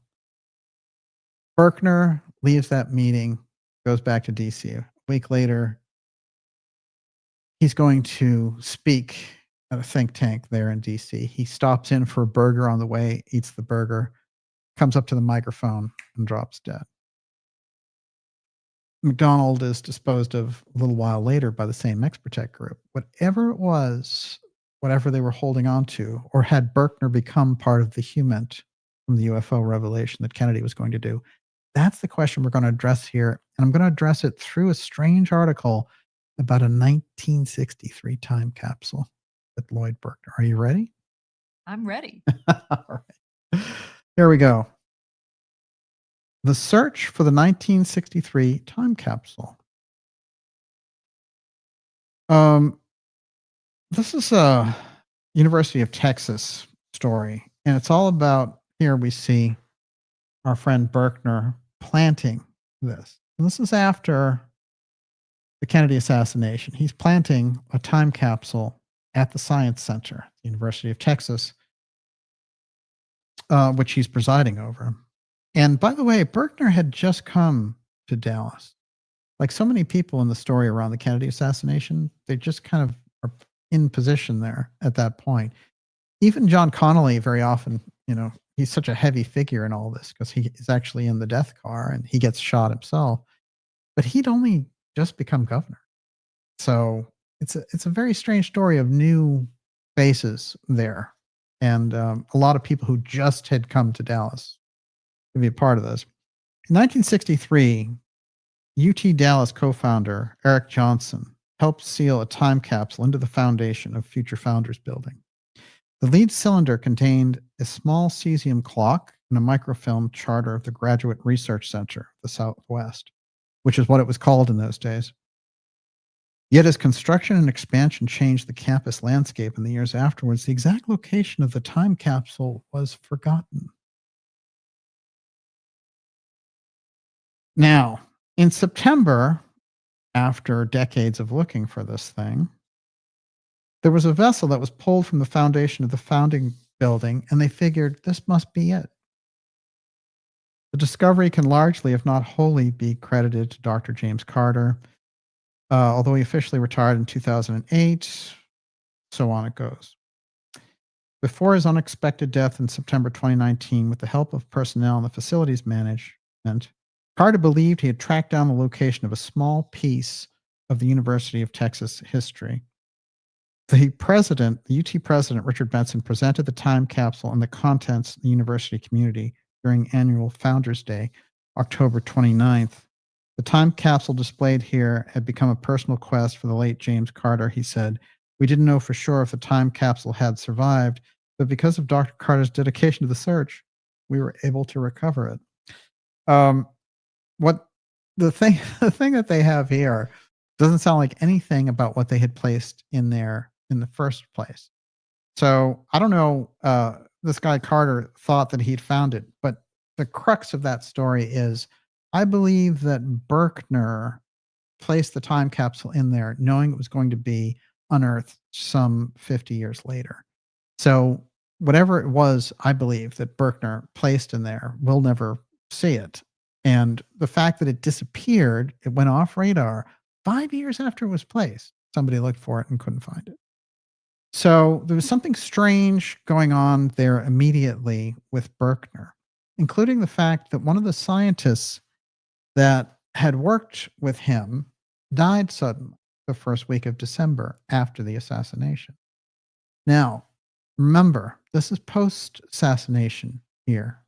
A couple of weeks right in that window. And one of the people who were on staff for Berkner, a very interesting physicist who, oddly enough, had met Lee Harvey Oswald at George de Mohrenschildt's house. Of course, de Mohrenschildt was this incredible oil geologist who had taken Oswald under his wing. And Oswald, of course, making a whopping $1.25 an hour, is hanging out with this millionaire. And he, is taking him to all these parties, introducing him to society and this whole white Russian community. And they are all rabidly anti-communist. And Oswald is supposedly this big, fruity communist. Well, we know that that's not true. So we're going to backtrack a little more into this speech. The unspoken speech of John F. Kennedy, November 22nd, 1963, with Lloyd Berkner, becomes a strange mystery in and of itself. Now, I put some of this in the documentary, so I'm not going to repeat it here, but what I will say is to kind of encapsulate the whole situation is, the speech disappears and resurfaces in 1969 through the efforts of the owner of Neiman Marcus, oddly enough, who demanded it and actually asked Johnson if he could pay for it. But there was an AP journalist who said, "Oh, I had a copy of that speech. I've got a copy of that." And he gives it to the Kennedy Library, and that's what we have as the official thing. The actual speech, what was actually going to be said there, is very, very interesting. That's what we're going to get into next. Everyone, you're watching the Dark Journalist Show. It's X-Series 209, JFK UFO File, Berkner final speech revealed. It goes deep, and more background again directly in the JFK final speech documentary, but I'm going to give you some aspects here that have never been aired anywhere, and it's going to relate directly from Berkner to Phobos. Ooh. Yeah. So watch out. Before I go any further, what do you got? Karen Carpenter wanted to know, was it the burger or do you think it was a heart attack gun? Yeah, they disposed of Berkner at that point. Here's an interesting thing about Berkner, and I looked for this. In his family, people were long-lived, so he had a mother who lived into her 90s. Other people lived to be 100 and all the rest of it. So it struck me as interesting that he died at 62. He was incredibly, he'd been through World War II. He'd been to Antarctica. He was a very physically vital man. And the people around him were like, he was incredibly vital. I don't see how this could happen, but, there could have been natural causes here, but just the timing with him and McDonald, just extraordinary, shall we say. Now, his letter to his students after the assassination. Remember, he was at the Trade Mart waiting for President Kennedy to arrive. The helicopter was going to fly in. The Air Force One was going to fly in, the flag. And they were going to hand the flag to Berkner and make some big announcement. What's the announcement, right? Okay. Graduate Research Center. To the faculty and staff, November 23rd, 1963. Now coming up on 62 years ago this weekend. We were all stricken with grief by the events of the day of tragedy, November 22nd, 1963, that the president was here as the personal guest of our institution. And at our invitation, can only deepen our sense of mourning. The day started as a happy one with the clearing weather. Both the president and our new president, Mr. Johnson, spoke to me warmly of our scientific and educational goals. President Kennedy had talked to him on the phone on his way to the luncheon. So just before the assassination takes place in Dealey Plaza, they're on the phone chit-chatting about what they're going to do. President Kennedy was to have made a major national and international address in Dallas. National and international and major. Not a podunk speech about how science is great and here's a grant, but a major, major address. And I know you would like to see what he planned to say. I'm conveying to you his never spoken words. Yeah, we would like to see the speech he's conveying to you, his never spoken words. What is he conveying? President Kennedy was to have made a major national and international address in Dallas. I know that these tragic events will move all of us deeply and that we will have unconsciously redoubled our efforts to build the intellectual qualification of our institution, of our nation, which our late president here as our guest was to speak so graciously. The crisis of events of our time will rally the support of the region around our objectives as never before. President Kennedy, Lloyd Berkner. The speech that they were going to give there, the Graduate Research Center, initially, then at the Trade Mart. How come the speech wasn't at the Graduate Research Center? This is an interesting little side detail, but I find it fascinating. John Connolly objected. The governor said, no, we need to go to the Trade Mart. Just like Lyndon Johnson was like, no, you can't have Connolly in the car. You need to have Yarborough in the car. Jackie Kennedy makes a very interesting point very late in life. She says, when I think back to the day of the assassination, my husband and LBJ had the worst argument I've ever heard them have in the hotel as we were leaving that day for Love Field. And it was all about if John Connolly was going to be in the car with them. And President Kennedy was very obvious that the governor always was in the car with the president. Sorry. And Lyndon wouldn't let it go. Now, she wasn't suggesting there in that public interview that LBJ was behind it, but oddly enough, in those papers that are withheld by Jackie Kennedy and now on to Carolyn Kennedy, she not only identified him as the person that she felt was behind the assassination, she opens up a great deal about it. And it's very odd because those records were supposed to come out in 2013 on the 50th anniversary. And no, I'm sorry, they were supposed to come out upon the death of two of her children or 75 years. But Carolyn Kennedy made a deal with ABC saying, I'll give you these tapes if you don't run this ridiculous primetime scandal sheet nonsense miniseries about my parents' love life. Thank you very much. Well, as it turned out, they were like, okay, we'll make the deal. They took the tapes, suppressed the whole thing. We never heard anything about the LBJ side. However, the woman who transcribed the tapes leaked to an English newspaper what were on them. And that's where the whole LBJ thing came from. But here, in this Did she ever case, get in trouble? well, it's a good question. I think she was just gone from the job. There were so many different owners of the Kennedy Library that finally it ended up in the hands of the Carlyle Group of George Bush Sr. fame. All right, a couple of quick things here. Those who came before us made certain that this country rode the first waves of the Industrial Revolution, the first waves of modern invention, and the first wave of nuclear power. And this generation does not intend to founder in the backwash of the coming age of space. We mean to be a part of it. We mean to lead it. President Kennedy, September 12th, 1962. we plan to go to the moon. It was Berkner who worked on the speech with him and gave him the vision for how to handle space. So we've got that weirdness around the getting there and all the rest of it. So originally it was going to be at the Graduate Center and they were going to fly in. Now here's what's interesting. Had they done it that way, they would have avoided Dealey Plaza altogether.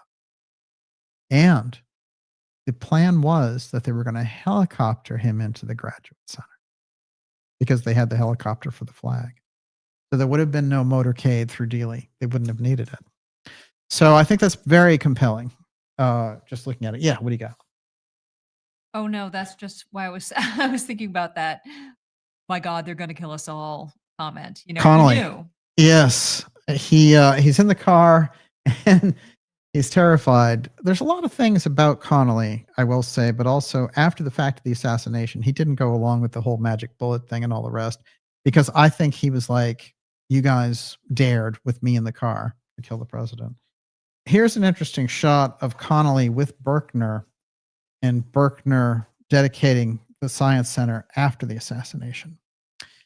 I think this is one of those moments of a snapshot just to keep the figures in mind, Governor Connolly and Lloyd Berkner. Of course, Connolly himself, we have to say for the record, got shot and apparently was promised the presidency in the 1980 election, but got routed in the primaries by Ronald Reagan.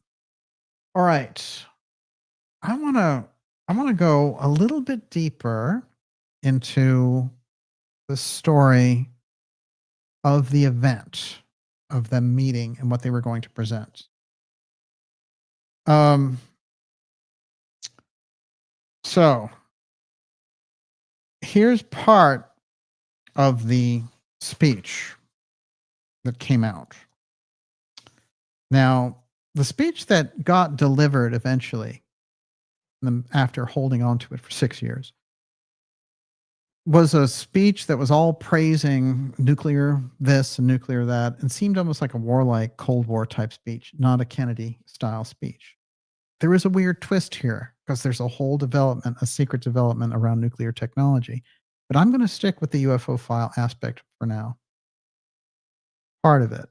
Today's dedication is something like the commissioning of a vessel for exploration. Here in this first laboratory building of the Graduate Research Center, there will be many explorations. These will be scientific in nature beyond the present boundaries of human knowledge.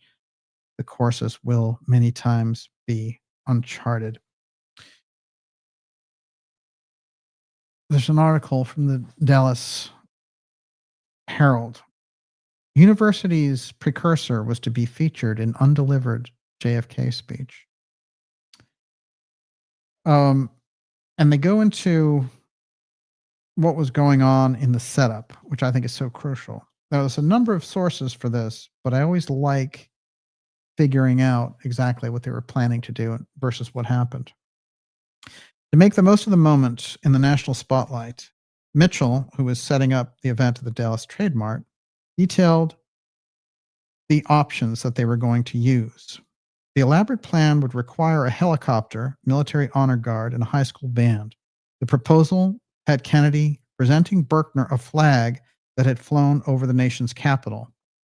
The flag would be couriered by a center scientist from the site of the presentation of the Dallas Trade Mart in a helicopter to the Richardson campus. A closed-circuit broadcast from campus would show the courier being met by an honor guard and the band awaiting Kennedy, and they were going to do the raise the colors with the new flag. And as you go into this event, I could read the entire setup, but basically I'm going to give you the thrust of it. So they had this setup. They were going to make the speech. The way it was going to work was Kennedy was going to have the flag and hand it to Berkner. Kennedy was going to make his speech, and then Berkner with the flag would make his speech. Something was going on with Berkner that was majorly, internationally, and nationally important.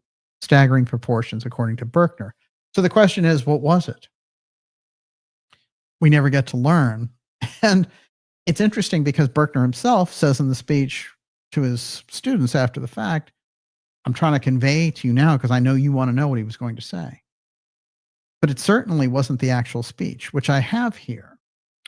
Now, I'm going to delve into aspects and avenues that are going to show us exactly the crux of that speech and why Kennedy was not allowed to deliver it as we get into the next segment. We're running over here. So what we're going to do, I'm going to take this next segment and then we'll take your questions. We'll try to roll as many of these things in as possible before you go. Up you. Darcy Edmonds says, "Are Jetsons future?" Is this what they were announcing? Whatever it was, he couldn't be allowed to make it, to do it. And what's interesting is when we hear so many things about Kennedy, he couldn't be allowed to continue down the road he was doing because they couldn't have the Vietnam War, they couldn't have the arms buildup, and all these other things. Yet if we build it back to just the day, what was going to happen that particular day that needed to be stopped? So he is going now with physicist Berkner. Berkner is in charge of the UFO file for the Robertson panel. Berkner's been to Antarctica. Berkner creates the International Geophysical Year.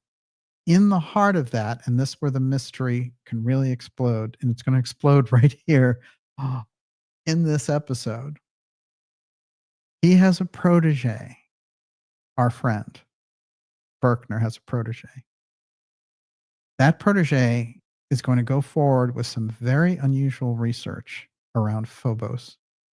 And we're going to get to that next. Everyone, you're watching the Dark Journalist Show.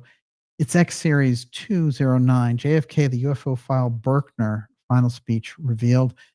I've reminded people I did a documentary on this last year. It's available. It's in the description of this video. And it got a tremendous response, but it is, the implications of it are far reaching. And I think we need to go deeper. Berkner, I just want to say for the record, he died then in June of 1967, at the age of 62. His official bio is American physicist and engineer. He's one of the inventors of the measuring device that since has become the standard for ionospheric stations because it measures the height and electron density of the ionosphere.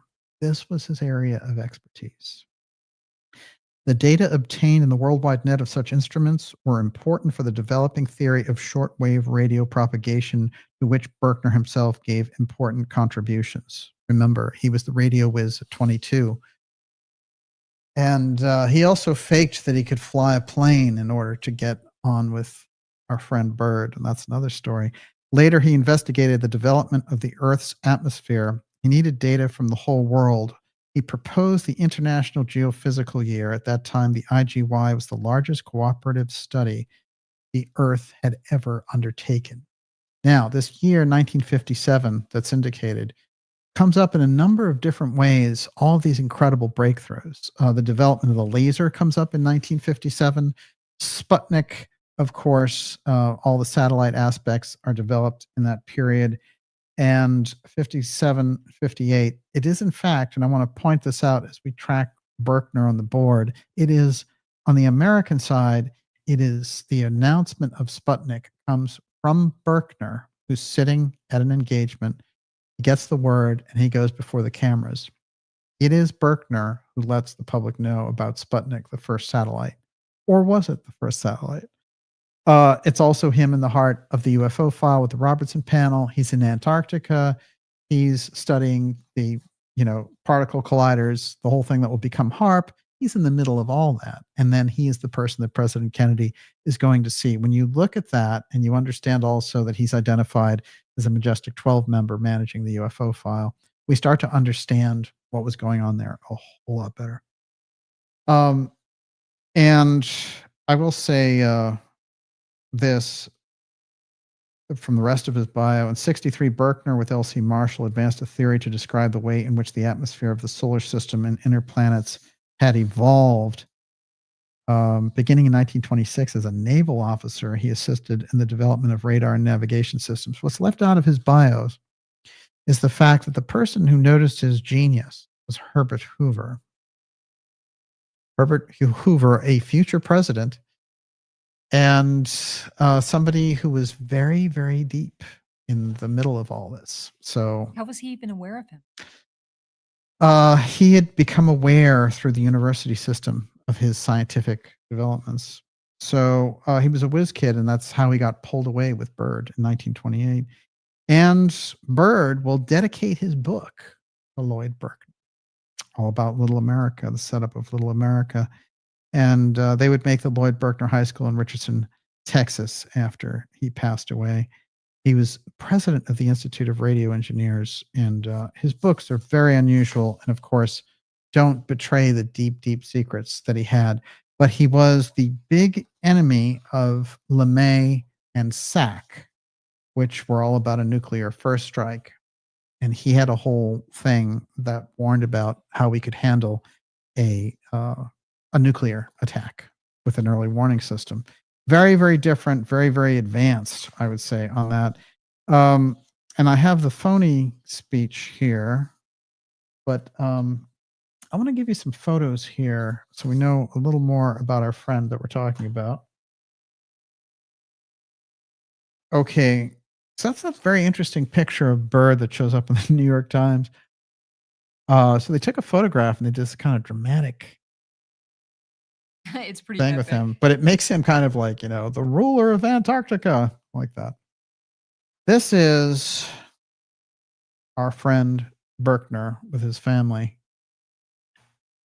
And that's 1950. And he's already been to Antarctica. He's already run so much for us in World War II, and he's already taken over with Vannevar Bush the science direction of the inside of the government for the United States. Now, here's a little sideshow that I found quite intriguing. So it's a New York Times story from 1958. Remember, this is after he's done the International Geophysical Year, and he's Kennedy's ear in the background. Kennedy is not president yet. He's senator. Engineer killed, Berkner kin hurt, New Yorker in crash of his car and that of scientist wife and daughter, who's 18. 1958, a scientist who was working, this engineer was working on black projects, and he's driving in New York, and he hits right on when a collision with Berkner's daughter and wife. Now, when I tried to read as many details about that as I could, but what I got from it, the incredible synchronicity of the guy working on these deep projects and also smacking into Berkner's wife, to me said this was the ultimate warning for Berkner. Now, it's interesting because on the surface, he had to say after the Robertson panel, UFOs are nothing and all the rest of it. But there's all this correspondence between him and these CIA people asking for this CIA document and that CIA document. James McDonald tells the very interesting story about the public Robertson panel and the private one. And the private one had all the goodies for the intel community and the people really studying the UFO file, and the public one was the whitewash. So this process, goes very deep. I mean, there's been so many versions of the Warren Commission done on the public, and it goes all the way back to these types of things because they need to keep those details to themselves. And I was speaking about Kennedy and helicopters before. So here he is in Texas getting off of the helicopter. This is what would have taken him instead of the limo through Dealey Plaza. He would have gone straight to the Graduate Center in that helicopter. All right. Now we're tracking. I want to get a couple of things online here about Phobos, and then we're going to launch into your questions. How's that? Sounds good. Everyone, you're watching the Dark Journalist Show. It's X-Series 209, a deep, deep place to go on the 62nd anniversary of President Kennedy's assassination tomorrow. And of course, they launched The Age of Disclosure, the CIA propaganda UFO film tonight. So the two go together quite well, don't they? And of course, I want to say this about President Kennedy, an incredible fighter against the censorship for freedom, for humanity, and also somebody who ended up really saving the world during the Cuban Missile Crisis when all of the indications around him were to bomb Cuba and set off this World War III with the Russians. He took the time and used the coolness of keeping a straight head during a very tense environment and set up a blockade, which was technically not a hostile military act. It was more of a defensive act. And by having the blockade in there, they couldn't move any more nuclear weapons in. So it ended one part of the crisis. But then the whole thing was, are they going to lob missiles back and forth? And so he gets this message from Khrushchev saying, we're going to do you in. You know, the missiles are going to fly. You've tied this knot of war tightly. And President Kennedy looking at this message, and he gets another message, and it says, I've looked at your terms about removing the missiles, and maybe it's something that we could do. And then he gets another message, and it's a hostile message saying, we're going to do you in. We're going to send the missiles. President Kennedy looks at the messages and he says, I'm going to respond to this one, the reasonable one. He responds to the reasonable message, and he gets a reasonable return from Premier Khrushchev. That's how he averted the Cuban Missile Crisis. His entire military is geared up, and if that was Nixon in there, they would have made Cuba into a parking lot. So President Kennedy saved the world there. And the groups that were trying to exercise their power in the world and to realize the fortunes and the centralization of that control saw him as an extreme obstacle. Now, I think people have studied very well from a historical level about President Kennedy and the forces that were arrayed against him, but they've left out aerospace. And that's the crucial piece that we can add here to the table, because the exotic technology piece, if you have that and you understand that from the deep state level, then the whole picture comes into place. And it's very interesting because 62 years later, we find ourselves in a very similar situation where they're trying to exercise a security threat as a need for a more intense, centralized society. And this is where we're at with it in 2025.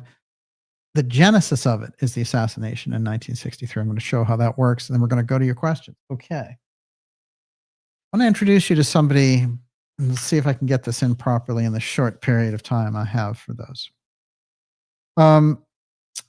It's a very interesting protege of Lloyd Berkner, who he sets up the whole International Geophysical Year with him. And he's mentoring him as early as 1948. And this guy, as far as I can tell, is about 21 years old then. But I think what's really crucial about this physicist named Singer is that he has a fascination, as does Berkner, with Mars. But he has a very interesting fascination with Phobos. And so here's a quick shot of who he is.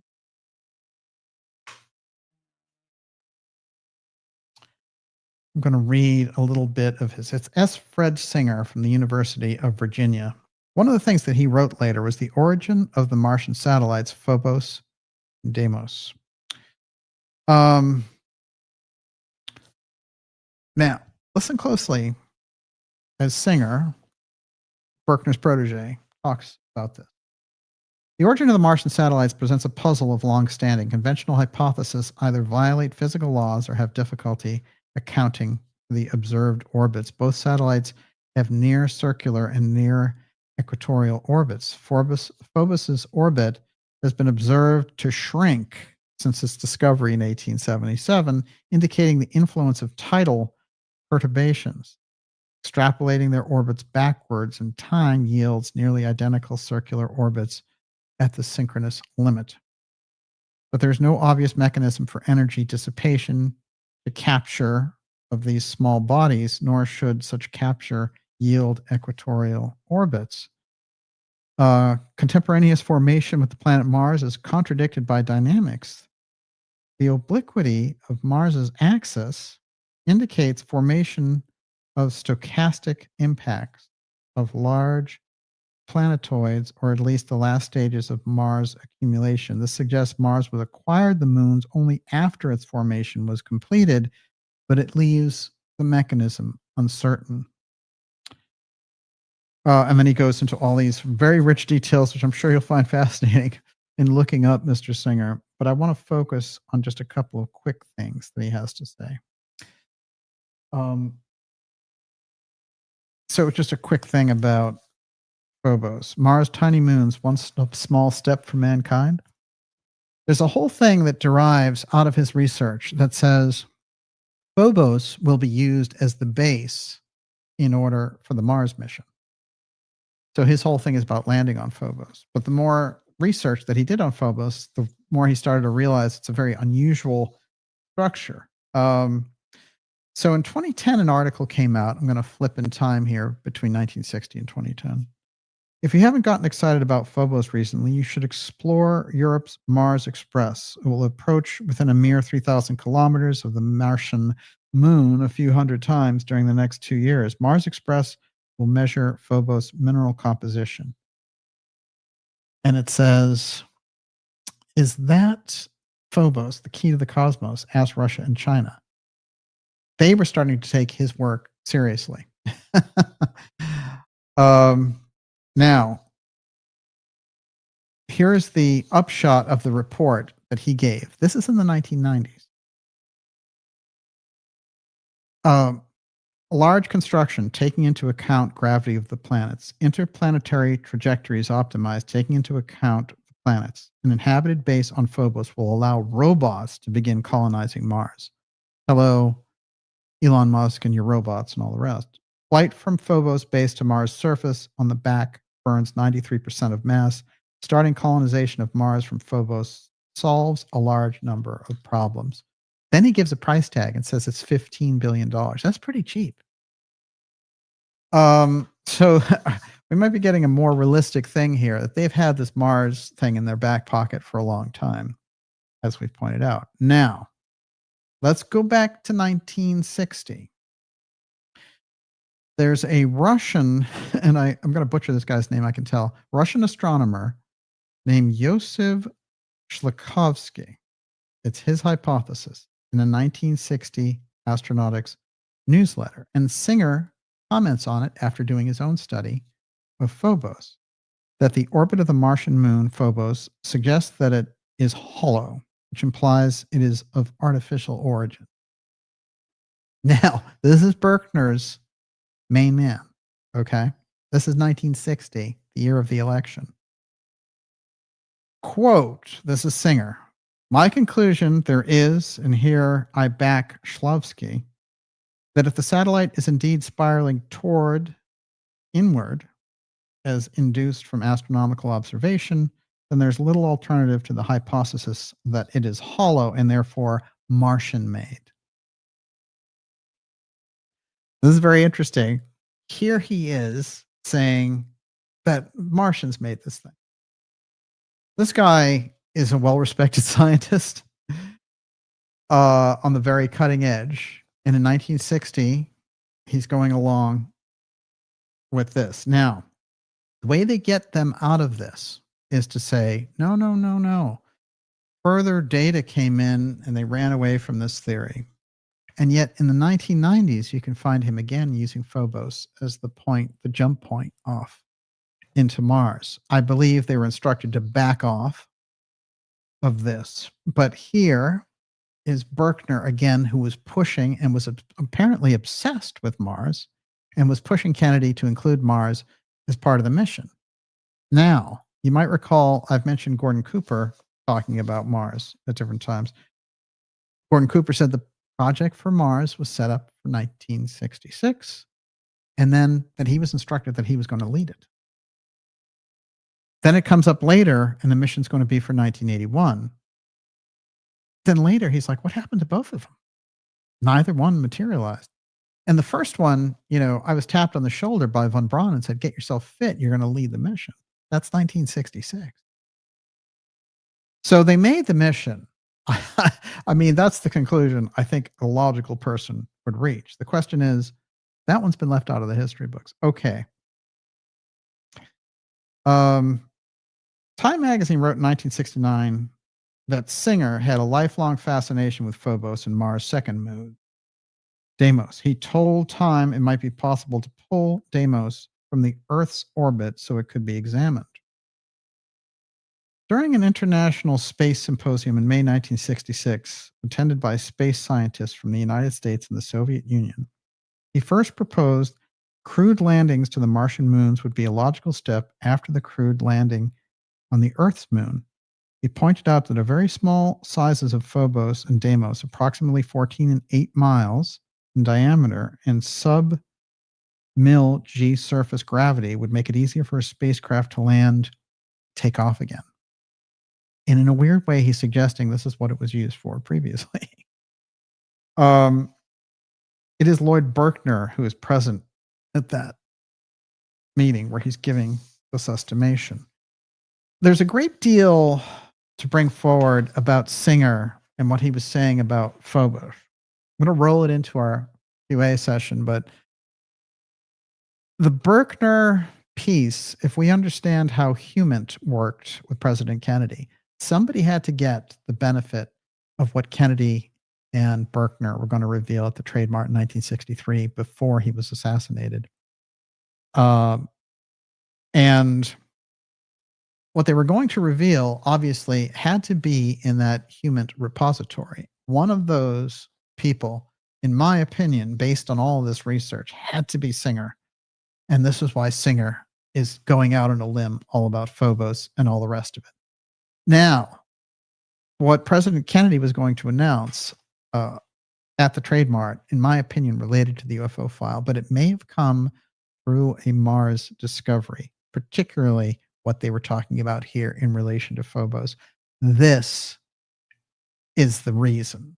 This gives you a reason to say these guys are going to bring forward information that we are hiding from the Russians, information that we're hiding with the UFO file from the world. That's a reason to not let that speech happen. And it's a deep reason, but it goes right to the aerospace interests we've been tracking. In relation to all this, we're going to roll so much more into this as we go into the question section. Now it's up to you, Miss Olivia. Okay, so take it Joseph away. Says, ding, ding, ding. I talked about this in Covert Wars and Breakaway Civilizations. Yes. What's interesting, it's so fascinating, but if you now take that Phobos information, you can get so much on Phobos from Farrell's work and Richard Hoagland's that this brings the whole thing up. But if you add Berkner and his protege, what they were doing, this is what is going to bring the whole thing forward. Origin of the Martian Satellites, Phobos and Deimos, S. Fred Singer, University of Virginia. That paper is available. I highly recommend reading out his estimations. Now, what's also interesting about him is after he basically ran afoul of the authorities by mentioning all this Mars stuff, they started to put him on things like climate change. Well, interesting, he remained an iconoclast because he comes out in 2009 and says all the things that they're using for climate change are wrong. All the estimations are wrong, and they're all prejudiced in favor of the idea. So therefore, no. Climate change is the whole thing. Well, it becomes a gigantic controversy. Now he's in his 80s talking about this. Singer lived till 2020. Deal with that. Okay, Miss Olivia, your questions. Deep State You're Fired says, DJ, this is an excellent summary and review of your X series with meaty nuggets mixed in. Thank you so much. It's incredible. And the work opens up around itself. If you get into that magnetic satellite of Berkner and Kennedy and Byrd, it all starts to open up. The IGY opens up. The IGY, by the way, never ended. Remember, it was supposed to be for 1 year, 57 to 58. Well, they kept funding it. And that gives you the foundation of what we have in Antarctica. Yes. Lane Grieve, do you believe the CIA has linked up the remaining revamped Nazi Reich becoming the Fourth Reich or One World Reich? Well, that whole idea, if you really search through what the Central Intelligence Agency was founded upon, and you think about people like Dulles, who were crucial to founding it and led it for 8 years, he's somebody who famously said when he was in Bern, Switzerland, that he was outside of the governance of the United States and he could do what he wanted. He could make any deals with Nazis. He could do all these things, which are well documented. So he was very much in favor of the Nazi regime. There's no question about it. When the Nazi regime fell and we became the ones who took over the Galen operation. General Galen's operation became the foundation for the Central Intelligence Agency. This is part of the problem with it, which it maintains a martial philosophy immediately from its inception. I also want to point out that, very often people mistake the CIA as, something directly military, and it's not actually. The charter for the CIA was drawn up at S&C, Sullivan and Cromwell law firm, by Dulles and some other lawyers. Yes, these guys had been through World War II, and yes, Dulles's brother became Secretary of State in the 50s. But these are lawyer pieces. The intelligence agencies is a series of lawyers putting this whole thing together. And it is Truman who objects to the whole thing, but goes along with it. And then immediately after the Kennedy assassination, writes an editorial in the Washington Post that says, the CIA ended or amended. This is not what I created it for. And it becomes obvious that there's a shadowy force operating inside of that has nothing to do with American ideals. Well, he gets a visit from Dulles, who, has just pulled off the Kennedy assassination. And he says, you're going to have to retract that. I have the actual text. You don't even have to do it. Just sign it. The text of you saying, well, I went too far and I didn't mean it. And Truman said, no, I'm not going to do that. And according to a Truman aide now, Dulles said, all sorts of things can happen as the result of this, and it'll be on you, and you will suffer the repercussions. That's a threat from the CIA to a former president. And Truman said to him, I'm old. You can't do anything to me. He knew he had invented this monster as Frankenstein. And so Dulles went back and he wrote an article for Washington Post. And in that article, he wrote, it seems like Truman no longer has possession of his faculties. That's what I attribute that article to. So, he's got mental issues now because he called us out for killing a sitting president. So, this is the battle in the background with the Central Intelligence Agency and the deep state against the public state and the leaders therein, like President Kennedy. I'm going to read this real quickly just to finish my Singer escapade. But this is about that piece, just to show what an iconoclast he was, that he was a truth teller on ClimateGate. December 2009, after the Climactic Research Unit email controversy, Singer wrote an opinion piece for Reuters in which he claimed the scientists had misused peer review. And pressured editors to prevent publication of alternative views and smeared opponents. He also claimed the leaked emails showed that the surface temperature data that the IPCC relies on is based on a distorted raw data and algorithms that they will not share with the science community. This guy blew up the climate change farce that they made him be a part of for many years for spilling his guts about Phobos and the origin of the Martian satellite. So we're it's very, very deep territory with that. Miss Olivia, you're up. Okay. Stefan Vanderlaan again. What is the top, CIA or Bilderberg? The link between Bilderberg paperclip and Lockheed? Also, is there any correlation known about Kennedy and Bilderberg? Well, here's the thing that you need to understand. President Kennedy didn't like to join groups. And he wrote an entire speech that was anti-secrecy. So he was not in favor of these groups. At a certain point, Robert Kennedy signs him up for the Cosmos Club, which is UFO Bilderberg, and he quits. He quits within 6 weeks. Now, later in 1968, they said, well, why did he quit? Let's go back into this.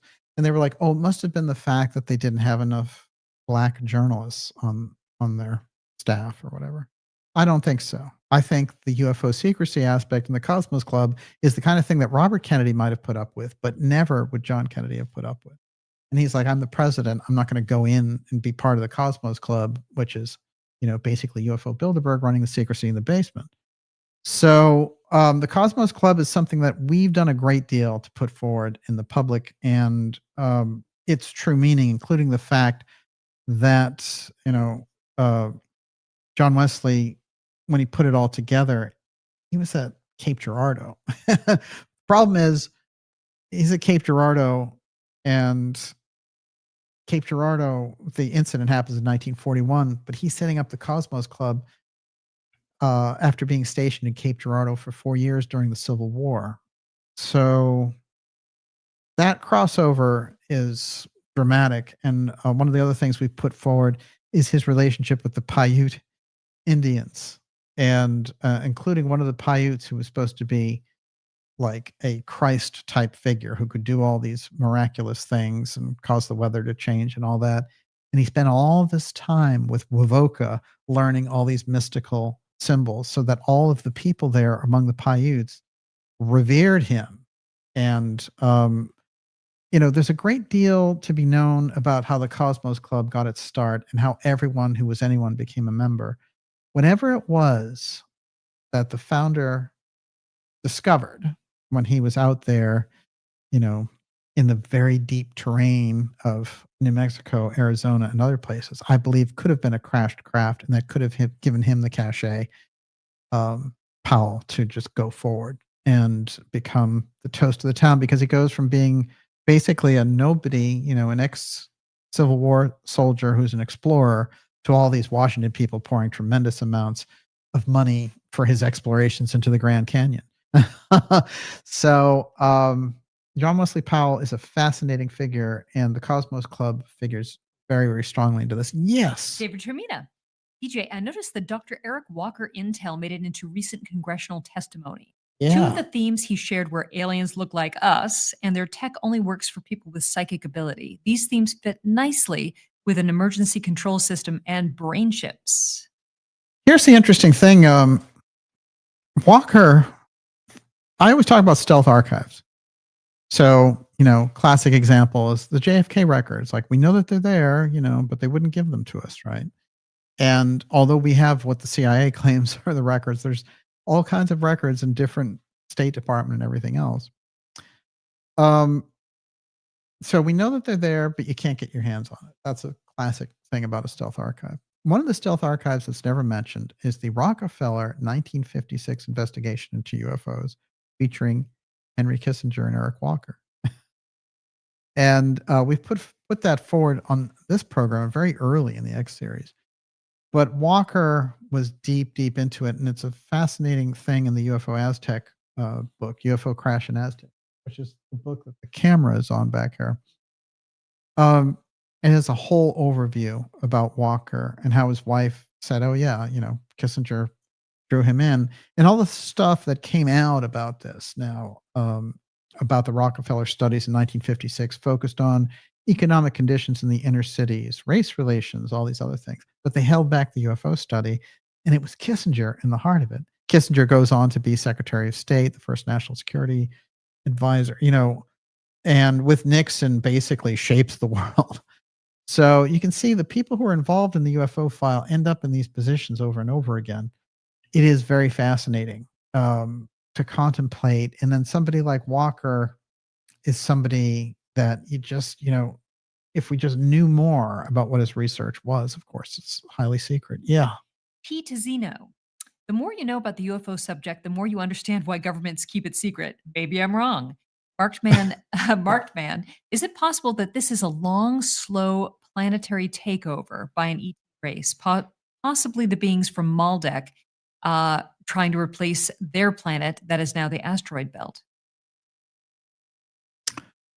Yeah, I mean, there's a lot of different ways to look at it. And there seems to be some indication of beings between the moon and the earth that show up again and again.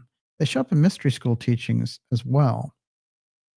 There's definitely some reference here. And it's funny because you have this whole thing that's bastardized now about the Book of Enoch, and people just flippantly throwing out the Book of Enoch. Look, the Book of Enoch talks all about the Watchers, basically a group of Nephilim that are overseeing the development of humanity. And there's a lot about these things when you get into the Casey work. There's a lot about these things when you get into the Rudolf Steiner work that give us a much bigger hint. You're never going to get it from Luna or Lou Elizondo or something. You have to go much, much deeper. And I don't think that something like the Book of Enoch should be thrown around and, UFO circles as proof of aliens as demons and stuff like that. We should go much deeper with what it is being explored there. And I think it's fascinating because people as far-flung as Eric von Daniken and Elizabeth Clare Prophet have used the very same text in dynamically different ways. And they're both fascinating, in my opinion. But I think it does represent certainly a very early overseeing intelligence that is interacting with humanity. When you go into the Atlantis story, you're dealing with all kinds of technological advances. But there's something different going on. Your spirituality is mixed with the technology. So when the Belial group steals it from the Amelius group, Belial group is spiritually unevolved. The Amelius group, this is the Casey story, is very evolved. They're Christ-like. But they use the technology for very different purposes. So the Amelius group uses the Two-Eye Stone Atlantean power station. And what they're doing with it is they are interacting with the saintly realm through the crystal. This is the Casey story. Amelia's group does this for a number of years, and the Belial group is stunted on the creativity level, but they're great imitators. So they imitate what the Amelius group can do, but they don't have the knowledge or the wisdom to handle it. And they become, hey, we can use that same thing they're using to communicate with saints and, annihilate half a continent over here and take it over, things of that nature. So the Belial Amelius back and forth leads us to these stories of huge technological wars that took place in the past that just out of our reach in terms of the memory of it. And Casey's story is that we were reincarnating now these Atlanteans who had faced this gigantic destruction of their own continent, and it sank after splitting into 3 islands by setting off the Two-Eye Stone. Now, he's saying that these groups are coming back and reincarnating, and that they're facing the same pivotal moment. And the question is, do they destroy themselves and us along with them? And he's very adamant about how it's a replay of history. So, it was funny because I'm just going to say this as an aside.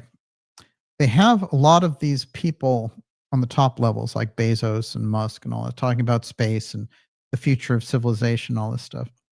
And at a certain point, they had Musk on, and they were talking about how he had $1 trillion package that was going to be coming out of Tesla. It's like, this 8-year package or something. He gets $1 trillion. And that was one report. The next thing I saw was his interview, and he's sitting there and he's saying, oh, well, money, in 10 years with AI advances, everyone will be living the life of Riley and everything's going to be great. Our robots are going to take over and money won't even count. There won't even be money. It'll be like, haha, and work will be a sport and all that stuff. I got to tell you, the arrogance of the billionaire class and the things that they're talking about are absurd. Because if that were true, if you think on one hand that money isn't going to mean anything, why are you negotiating $1 trillion contract for yourself over here on the other side? Hey, by the way, wasn't Doge, the whole thing was we're going to find waste in government? Well, if money's not going to matter in 10 years, who cares, right? Obviously, they're feeding you a phony message, and it's to welcome in the technological advances on their side, the robots and the AI. And already, of course, they're talking about, well, you just take a little chip in your head, it'll interact with silicon, you'll be all set. This is the thing, which is the entire paradigm that they're building here is exactly like the Belial Amelius clash. And we need to get, we can't wait 5, 10, 20 years or 60 years to get to the answer around the Kennedy assassination. It took us really 60 years. We can't wait that long this time because their plans are running off the cliff. So what needs to happen is very clear, which is we need to be clear about who they are. And what we started with the program of Age of Disclosure, you can't have the CIA running the UFO file and the human origin story because in many cases, they're working for forces in the deep state that are some of the lowest and most evil in that sense. And I don't use the term evil lightly because they're opportunists, but the end result is what happens is their consolidation, their warlike quality, their domination of humanity and society runs in all of these different circles, from banking to technology to politics. So when we look at it from this vantage point, you have to say no. And the place that we can say no, that we've identified them stepping into, is the advanced technology around the UFO file. So it's the same thing. It's actually the same tussle, the same war, the same battle, the same struggle that President Kennedy was engaged in at the end of his life. So we can take this occasion of the 62nd anniversary of his death to really reflect on it and say that UFO struggle over the exotic technology and the knowledge of this other thing, and Berkner and hiding the time capsule, all these different aspects around it. It should give us the real hardcore reflection of what we're up against here. Think of the way these people talk. Oh, robots are going to do everything. It's like they've lost all track of reality because they're living in some weird trillionaire kingdom. And it has nothing to do with reality. In the meantime, people starve, and people are thrown out of their homes, and people are facing, military devastation at the hands of mindless dictators and stuff, while you sit there and say, oh, I'm a trillionaire, but money doesn't matter, and we're all going to have robots anyway. You understand the superficial society they're building versus the kind of spiritual crux that we have inherited, So there needs to be a gigantic adjustment in society. One of those places, a really hardcore place, is around this advanced technology piece, and how that whole aspect of the breakaway thing, it's amazing to me, because what they did with that documentary is, again, they had government people saying that government needs to give us that breakaway technology, baby. They're hiding it. They are the government. They're the ones who are hiding it. Clapper's been hiding it his whole career. So we can't let them imitate the real thing, and that's kind of, I think that could be the signature of the entire show. Everyone, you're watching the Dark Journalist X series 209, JFK, the UFO file, Berkner, final speech revealed. There's so much more to get into, but we're just going to take a couple more of your questions because we're running out of time for this show. And of course, there's more to come, Miss Olivia. Karen Carpenter, do you see direct Operation Paperclip descendants, ideologies, or techniques in the current disclosure climate? Race story, do you think the CIA abets neo-feudalism for the globalists? Yeah, I love, it's Professor Peter Dale Scott. He understood the CIA, I think, better than anyone, although there's a few good contenders. One of the things he said, he explained it to me very simply. And he's the one who, he coined the term the deep state, and he, studied the Kennedy assassination for 50 years. And he's also, exposed the continuity of government program. And he's done so many good books, and he's done this show a number of times. We've had so many deep conversations, but the basic setup was that, a group like Exxon wanted to set up these oil fields in Uzbekistan, but the political scene in Uzbekistan is not really friendly to American corporations, or it's friendly enough, but it might turn and become a dictatorship, in which case they would lose all the revenues from their Uzbekistan oil fields through Exxon. So what they do is, in the deep state, you have those powers set up with the Central Intelligence Agency.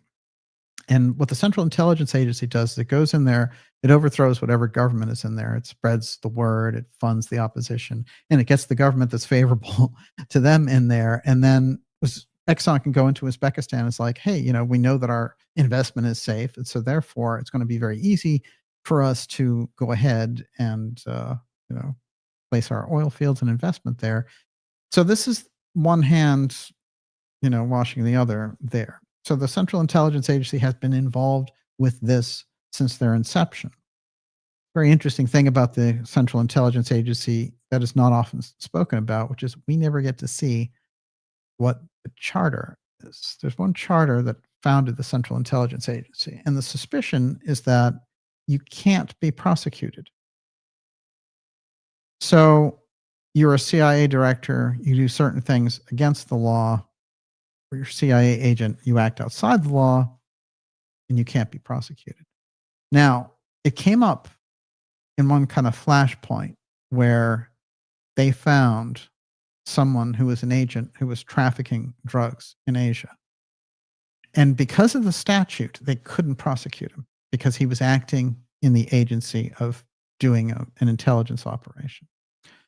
So there's a number of things that need to be done to reform the agency, and a number of things that need to be done to reform the intelligence community and its apparatus.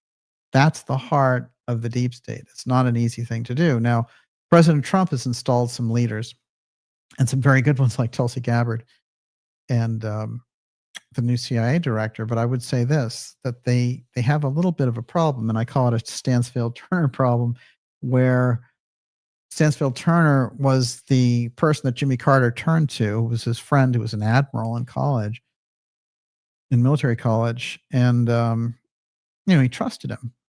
And he said, I'm going to put you in as CIA director. And then he puts him in after firing Bush, because Bush won't share the UFO file with him. And Stansfield-Turner is like, no one listens to me, basically. And he's an outsider, so you can't just place somebody at the helm of the Central Intelligence Agency. You have to reform the entire thing. And I think there's a way to do it, but it also, it needs to come to light the role of the security service in the assassination of the president in 1963. You can't go forward with that as your, background. You have to solve that problem. And what they've been able to do is, the deep state's goal has been to move that subject away so people just forget it ultimately, that they took the ultimate act, which is the revolt against the White House, against their own commander-in-chief. So, and then the reasons that they did it. So the public can't get anywhere near that. And 62 years later, they really haven't, not from an official standpoint. And you've had all of these different groups and committees, the Church Committee, the ARRB, and all these things looking into the Central Intelligence Agencies. And they all understand that these guys are acting outside the law, but they have all been unable to rein them in. And this continues to be the problem. And we see them as an entirely unregulated agency. Yes. TNT, they've already built the prison around us and are getting ready to lock us in. No doubt the UFO threat narrative plays a big role in control. Jacqueline Diamond, they don't want to give any UFO truth out until they figure out how to monetize it. I really think it comes down to service to self, lowlifes. Well, I agree with all that. The only thing I would say is they're trying to place a digital cage around people in terms of what they can do. And they got a big head start with the COVID thing. However, I don't like the inevitable aspects of all those things. Very often movements like that fail. Even the COVID op to a certain degree failed, although it took a lot of people with it.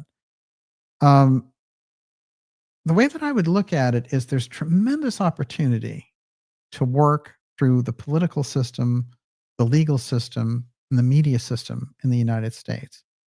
And that's the opportunity that we should take. And that I don't think that we should, give up on that structure. And I don't think that we should just be cynical about anything that comes down the line. I think that we can isolate and really pinpoint where that deep state operates in the public. And that's where the pushback can occur. And I think it can be done lawfully, and it can be done with group effort that could, revitalize a number of things. In a way, we have kind of a false renaissance going on right now, because it's not based. You see, it's so much better than the Biden thing, which was just, let's overrun the entire country so it loses its identity and then put controllers in charge. So that wasn't, that was a sick thing to destroy America. And then the thing that is taken over, with the Trump administration has tremendous, they've been tremendously effective at sealing the border, tremendously effective at removing so much of the woke parts of culture and all the rest. Problem is the forces around the Trump administration are still manipulating it into this position where every time you turn around, there's a new billionaire in charge of a major office, like NASA and Isaacman and all that, who was Elon's choice. So it does not give the proper gravitas to the nature of governance, and that's going to be a problem. So, but it is certainly better than the alternative by a long shot. And at least you get Bobby Kennedy in the deal and Tulsi Gabbard. Everyone, you're watching the Dark Journalist Show. We're going to take 2 more of your questions here tonight, and then we will wrap it up with you. I want to remind you, especially if you're new here, go to darkjournalist.com and sign up for our free newsletter. It keeps us in touch, and it lets you know about the incredible shows that we have coming up for you, docuseries and exciting interviews. It's all there in the newsletter. Make sure you stand up and be counted and take advantage of that. There's something very, very exciting coming up that you're going to want to be on there to hear it first. And the other thing is that the censorship is ramping up in the wake of the whole age of disclosure push. And I expect more of that. So make sure you're on that newsletter list. Miss Olivia, your final 2. Okay, first one, David Termina. DJ, after your groundbreaking show on Eugene Boone/Roswell, I was shocked to confirm the foster home for children is located in the same place as the Tillman airship sighting in Stevensville, Texas, 1897. Oh, right. Stevensville crossover with the Fosters. This goes deep. I've been working on another edition of the Roswell story, and the Roswell Reignited thing we did in the summer brought forward the fact that there was a huge correlation to the JFK assassination and the Roswell incident, even though they're separated by 16 years. And the fact that Eugene Boone was the same person who found the rifle in the Texas School Book Depository and then ends up running the Foster Ranches, which is where the Roswell crash happened, is just too much of a coincidence. And there's a tremendous real whistleblower from all that who told me about living among the Fosters and the amount of alien abduction activity that took place there. And that's Dorothy, and I have had some great conversations with her, and I still expect her to come forward. So I've been waiting for that next installment. But the Stevensville aspect, especially with the incredible flyovers as well during the Bush presidency, practically going over his house, tell us a great deal that is a real hardcore epicenter of the whole thing. And in fact, Boone was living in Stevensville. Yes. Incredible. Yeah. All right. Ideas Room. Great questions tonight and on the money. Lane Grief. Is this how they're going to admit to us shape-shifting alien reptiles been masquerading as our leaders the whole time, and now we have no escape?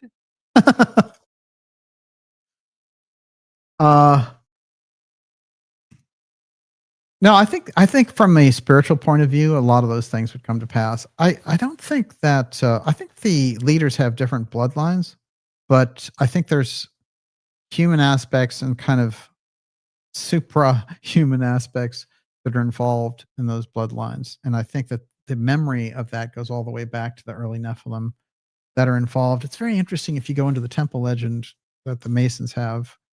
I'll probably just save that for another show, but I will say this, that, the Cain and Abel are really the crux of that temple legend. And Cain's offspring become the fire children, and they're the ones who are so fantastic at masonry and all the rest. And so you have 2 very dynamic aspects of humanity there.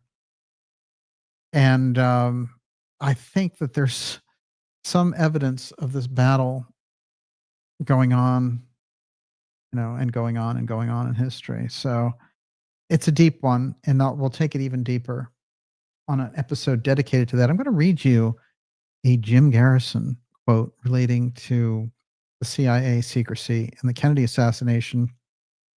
I want us to use it as a kind of a radar or a compass for how to see the current situation we're in with the UFO threat narrative from the intelligence agencies coming in. And just listen to the wisdom of somebody who danced with the CIA here in the intelligence community. Nowadays, we really have to say CIA, NGA, NRO, think of it as a block because they're honeycombed. The CIA actually trains the NGA people. So, DIA, you're not talking a big difference here. You have no doubt that RFK would have reopened the whole case once he had won the White House. This is a reporter asking. And it's very interesting because it reveals that Garrison had emissaries going back and forth with RFK, and Garrison was warning him, look, they're going to assassinate you. If you get ahead of it, if you say they're planning to do this, they won't do it. And RFK sent the emissary back to him saying, I know there are a number of guns between me and the White House, but we're going to stick it out.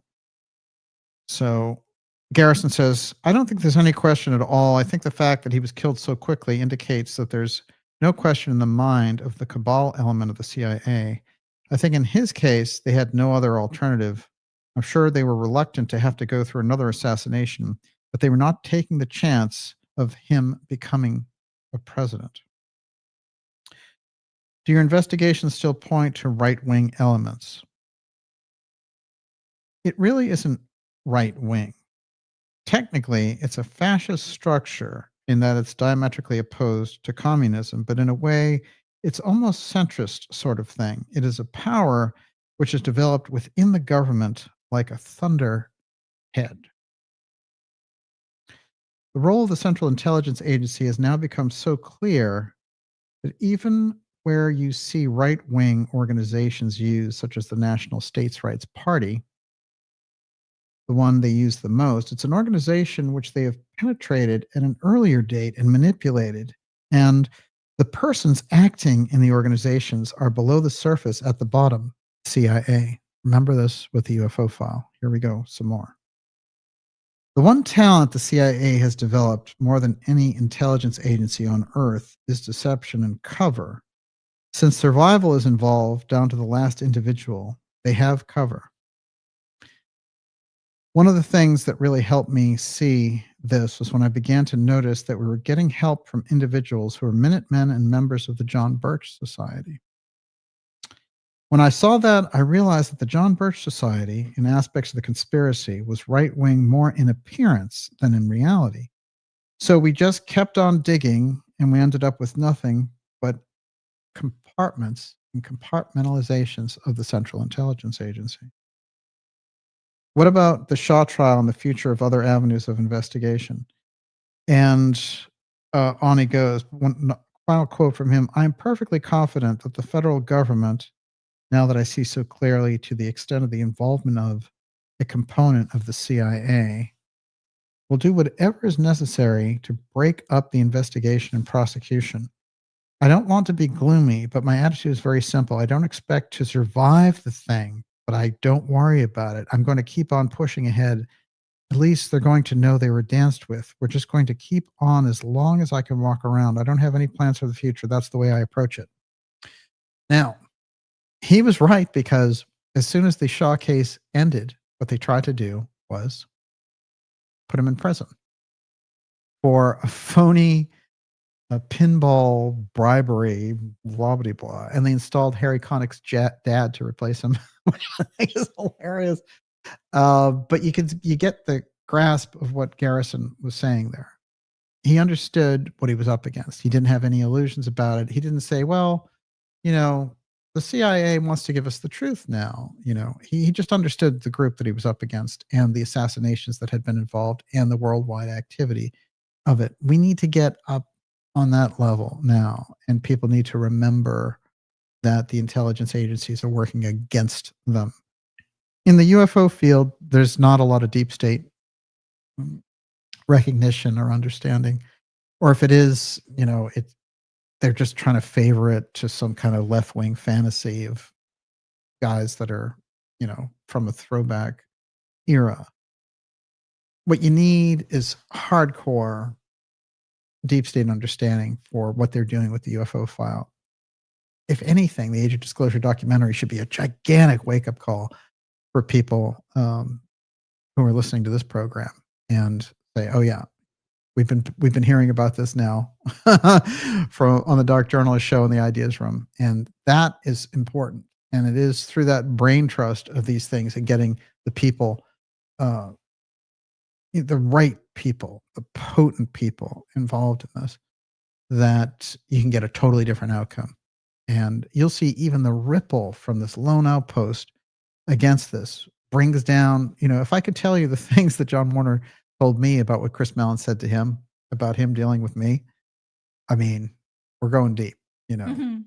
And what I will say is this, that people in that avenue, that world, like the John Warner type people who will come forward and push back against those groups, even being related to Chris Mellon and all the rest of it. He's looking for a better future. And, it is that outreach that will make the difference. And it is situations like that that'll make the difference in people like that. So the web of people that we reach through the show, through the Ideas Room, causes that ripple. And the lone outpost, armed with the truth, constitutes a majority. And that's how I'd like to think about it. And I just want to say this in relation to President Kennedy. President Kennedy was a hero because he saved the world. And in the back of all this is his incredible idealism, dynamic thinking, intellectual prowess, but empathy, the incredible heart that he had for the world. And the fact that he had been near death himself so many times growing up, illnesses, back surgeries, his boat getting blown up in the war, surviving on an island, he had a great empathy for humanity. And that's the thing that made him great.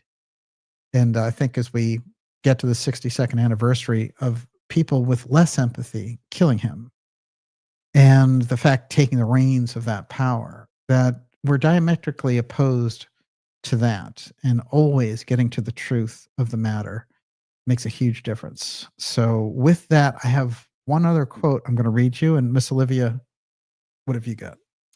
Well, I already asked your Excellent. last question. Okay, well, if you have another one, it's okay by me. Hey, DJ, Deep State, you're fired. Hey, DJ, what do you think about the Vatican knows about Mars and its moons, since theirs is a large library of many mysteries? Oh, excellent point. Yeah, the Vatican Library, it's understood, and this is one of the great revelations of a fantastic show that we did that I always point to. And it came out in a weird time. It came out on the heels of the Trump assassination, and it came in under the radar. There's all this stuff. And it's called Wise Guys in the Hot Zone. Mm-hmm. And this has the one, it's all about the Pope visiting Cuba and how all that was predicated on the fact that Polina Zalitsky had found the ruins of Atlantis off the coast of Cuba. And they were trying to compare with the Pope, who had that information about where Atlantis was in the Vatican Library. This was the great merging of the two. That's in an episode from September of 2024. And I can tell you, it's loaded. There's more to come from that avenue of research in that episode. But there's no question the Vatican is crucial. So crucial. And it's funny because very often you get with a lot of the conspiracy podcast stuff, they're always trying to get you after a state actor or get you after this or get you after that. Or, does Bridget Macron's wife, have a penis or all that kind of stuff. Look, the important, never get diverted by Conspiracy Inc., the false world of conspiracy. That's not real. Okay.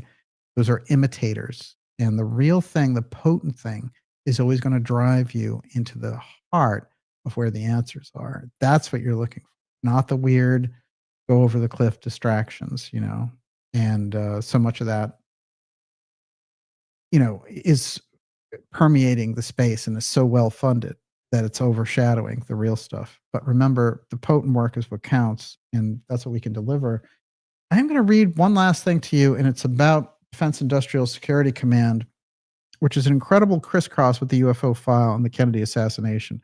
We have a show coming up about DISC, which is the acronym. But this was something that came out, and people watch the show are aware of it with the Torbit document. It's kind of the WikiLeaks of the 1970s, but it still has not been unraveled.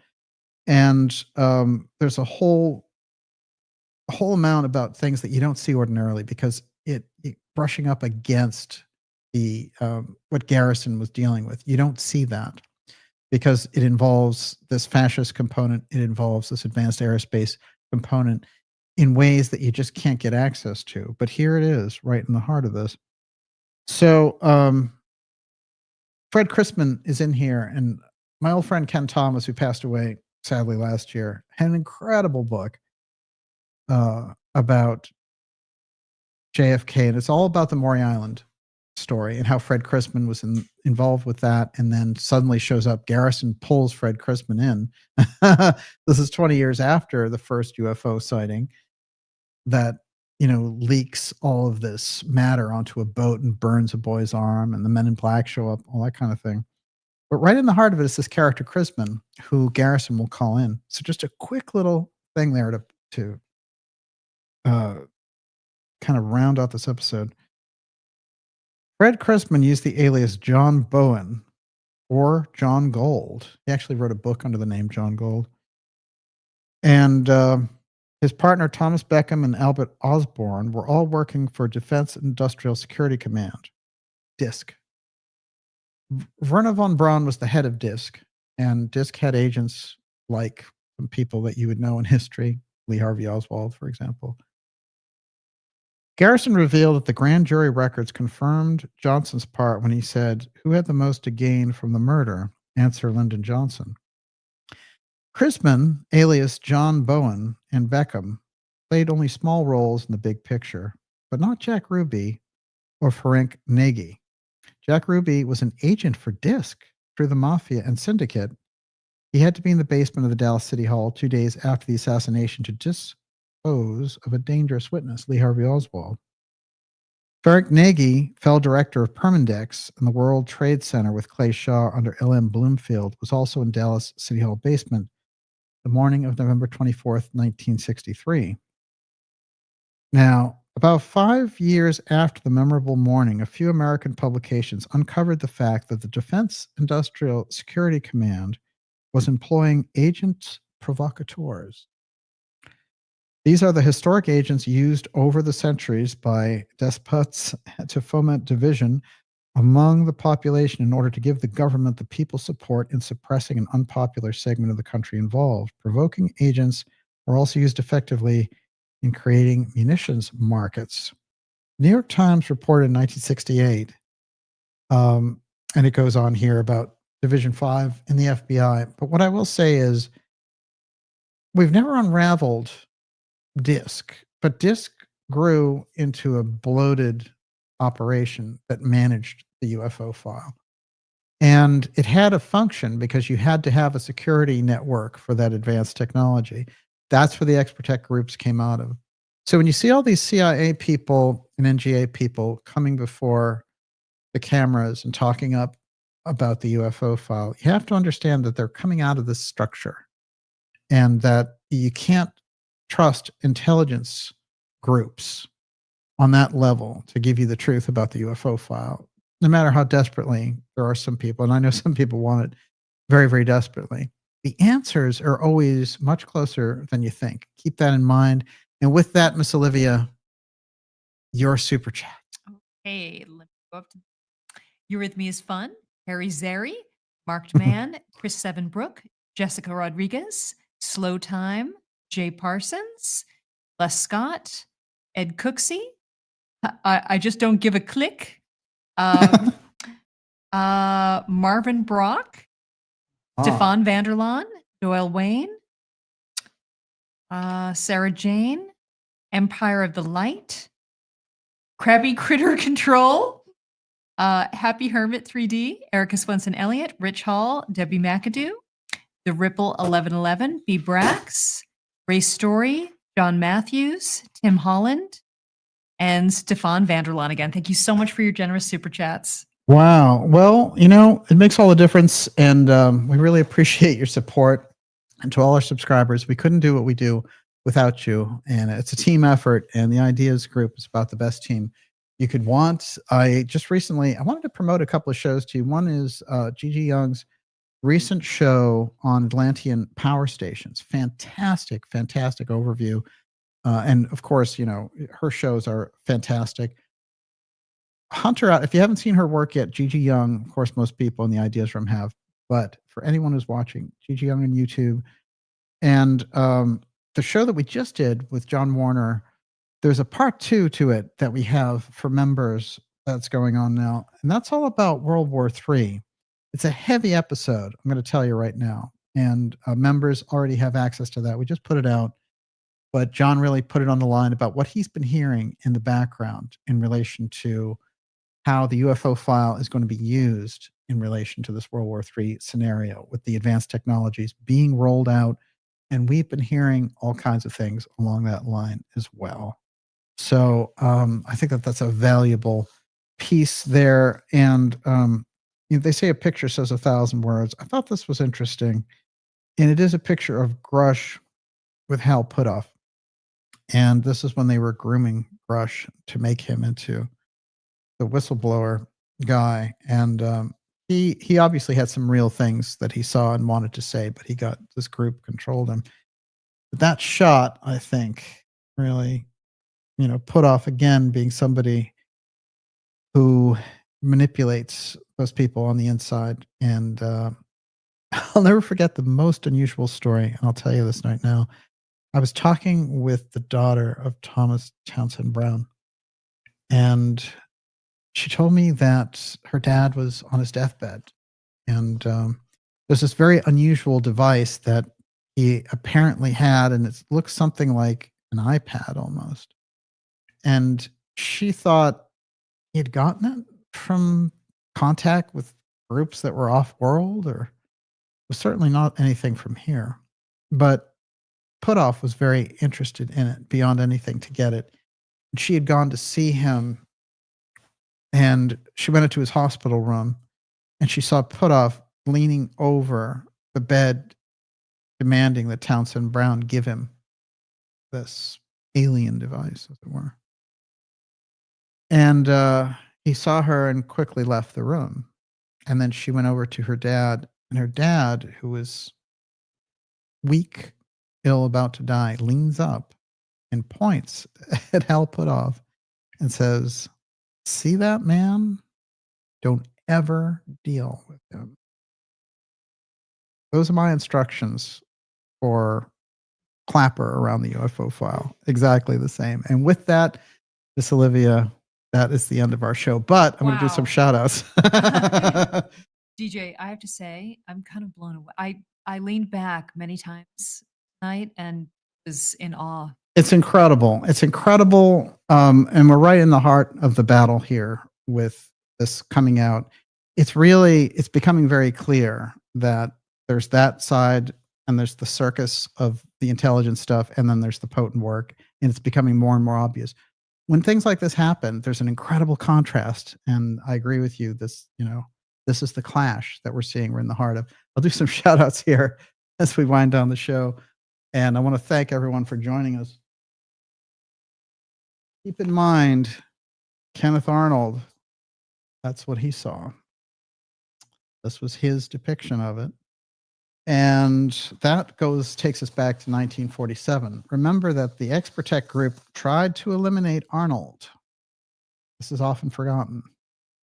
And what they did with Arnold was after he gave the press conference, they finagled his plane. So when it took off, it was going to crash. And because he was such an experienced pilot, he averted death. But obviously the same groups did not want him talking about this. So they weren't trying to unleash the flying saucer wave. Our friend Kenneth Arnold was a loose cannon in the middle of all of it. This shot from Scotland in 1990, and it's cleaned up here a little bit, but I will say this, that the national security state suppressed this photo until 2 years ago. This thing was not accessible. So there's something in that picture that they didn't want people to see. Somehow they were able to keep it down for 30 years. So we're in kind of a, endless discovery mode when you get around these subjects. But I want to say, the questions tonight were top notch. Miss Olivia, bravo. Excellent. Incredible job. I'm going to shout out a few people here. We've got, let's see, Ivan Langley, Tina Boric. Great to see you. Johnny Ricardo. Thank you, DJ and Olivia. Great job. Hey, listen, this is my, whenever they move to take over the UFO file, it becomes very obvious to me. There's something strange about that. Debbie McAboo, incredible breaking information tonight. Remember, you heard it here first. And, we got a very interesting email comment, and we're going to keep the name anonymous, but Olivia can read some of that if you want. Okay. Good afternoon. Have watched you for years and decided to subscribe. I feel like I'm getting a huge higher education with your show. Love your style, love the content, love the potency. I'm a watch and observe from afar kind of gal, but man, Daniel, you really have a fantastic show, and I feel like $60 doesn't even cover a tenth of what you're worth. Thank you for being someone who stands up, puts in the work, and tries to inform, educate, and make our lives better. Well, that's fantastic. Yeah, and we try to keep the membership inexpensive where anybody can get their hands on it. So I hope that helps. Ivan Langley, peace and love to you all. Thank you, Ivan. And I want to thank that person who wrote that email too. I get some incredibly warm messages from people, and I want you to know it makes a huge difference to me as well. The grabbing hands grab all they can off themselves. After all, that is Depeche Mode. Excellent lyrics, man. DJ and Olivia Rule says esoteric teachings. For sure, there's some esoteric shows coming up.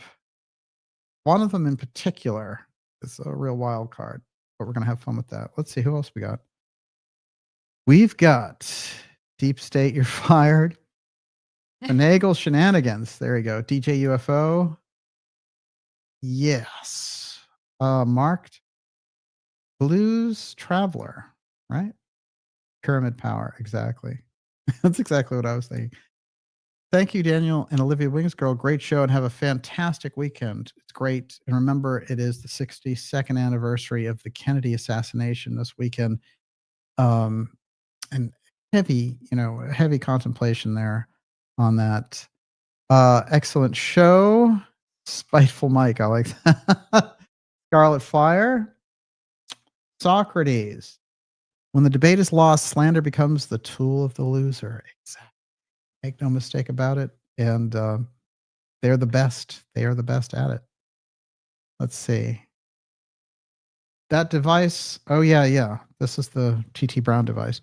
That device smartphone makes me think about the TV series Flash Forward of 2009. I'm not familiar with that. I'll have to check it out. You ever heard of that? Flash Forward? Huh. Okay, you gave me something there. We live in a different America, says Najat. Hey, it's good to see you out there. Well, maybe we can move it back. I know New York has problems. I hope you're hanging in there. Mom Donnie. Sarah says, I love you. Thank you. We love you. Hi, Daniel. Blues Johnson Traveler. Great to see you out there, sir. We had such great people in their ideas room tonight. Awesome show. Stefan, it's great to see you out there, sir. And many bests to you. And Thunderball. Oh, wait. I'm so glad to be refreshed with good positive energy from the ideas room. DJ and Miss Olivia. Thank you all. That's Ivan Langley, Miss Olivia. There was a comment that came in really early. Yeah. It's not a question. Oh, yes, please from do. Kath M. Richards. Saw my first drone last week. Also met walkers a while back in Rendlesham who confirmed bus-size drones over the military base there. Oh, wow. Bus size. Wow. Where is that? Rendlesham. Oh, yeah. You know what's interesting about Rendlesham is if you go back, there's all kinds of fairy sightings and things. If you track it back to like 1910, 1920. So the whole area already had this weird mysticism about it. And so by the time you got to the Rendlesham incident, and that one's been kind of buried, I've noticed. Very, very interesting indeed. Scarlet Fire. Hotspots really exist. Yeah, not the truth. Malia. Thanks, DJ. Great show and psychically inclined as always. Fantastic. Well, everything that you guys do is definitely top of the list. You and Walter. Let's see. Anything else in here? I'm going to go crazy here. Received no notifications for tonight's report. Shadow banning is still alive and well. I hear this all the time. Let's see. That's why it's important to sign up for the newsletter. That's right. So you'll never miss a show. Yeah. So glad to have a happening place to go Friday nights. Many years now, and I'm still learning from DJ Olivia and the Ideas Room. Yeah, absolutely. It's a great crowd, and I learned so much from everyone here. We will see you all next week. It's been a fantastic evening, and we've had great people out there. I know Kate's out there, and I like this one. End the smut. It just says, you are good. It's talking to all of us. Excellent show, says Spiteful Mike. We gotcha. And just that one. Kenneth Arnold did not see flying saucers or dish-shaped anything. He saw those crescent things skipping like saucers over water. But after all, it's all discs. What gives? Yeah. It's very interesting. It's very interesting in the description there because there was one that was different than the others, and then the others were crescent shaped. So excellent point. Arnold, we still haven't got the whole story on Arnold. Excellent show as always. Protect your spirit. Good night, X-Fam. Hey, that's Najat again. That's a good one. Be careful to whom you trust, says Super Senses. What else you got? Where do I find Reavers? Interesting. Reavers. I'll have to think about that. James Martin says, give us some Lou saving America. Want to end with a little Lou? I'll take the slings and arrows for my family and the nation. And my book Imminent is only $39.99. Signed by James Clapper. That was just for starters. I could do Lou all night. I wanted to do dramatic readings from Lou Elizondo's Imminent BS book. That time I realized that I must save the nation and someday the world. Thank you, Torture Czar Lou. Everyone, it's been great. I could do Lou all night. This is the problem. It's been great to be here with you. Suggested UFO source was future humans. That's interesting. Absolutely. Bravo, Miss Olivia and DJ. We'll leave it at that. Everyone, it says end the stream, but after all, it never really ends. It really is. And we'll see you all next week. And never let it be forgot, President Kennedy in our thoughts. Once there was a Camelot, and there can be again. That spirit of Camelot never really is too far away from us. And of course, I think the memory of John Kennedy on the 62nd anniversary of his death lingers. And it's more potent today than probably at any other time in history. So we give great thanks to the great one, and never let it be forgot. And happy Thanksgiving, everybody. Yes. We'll have a show for you after Thanksgiving. Make no mistake. Exciting things to come. Thank you, everyone. Have a fantastic weekend. God bless.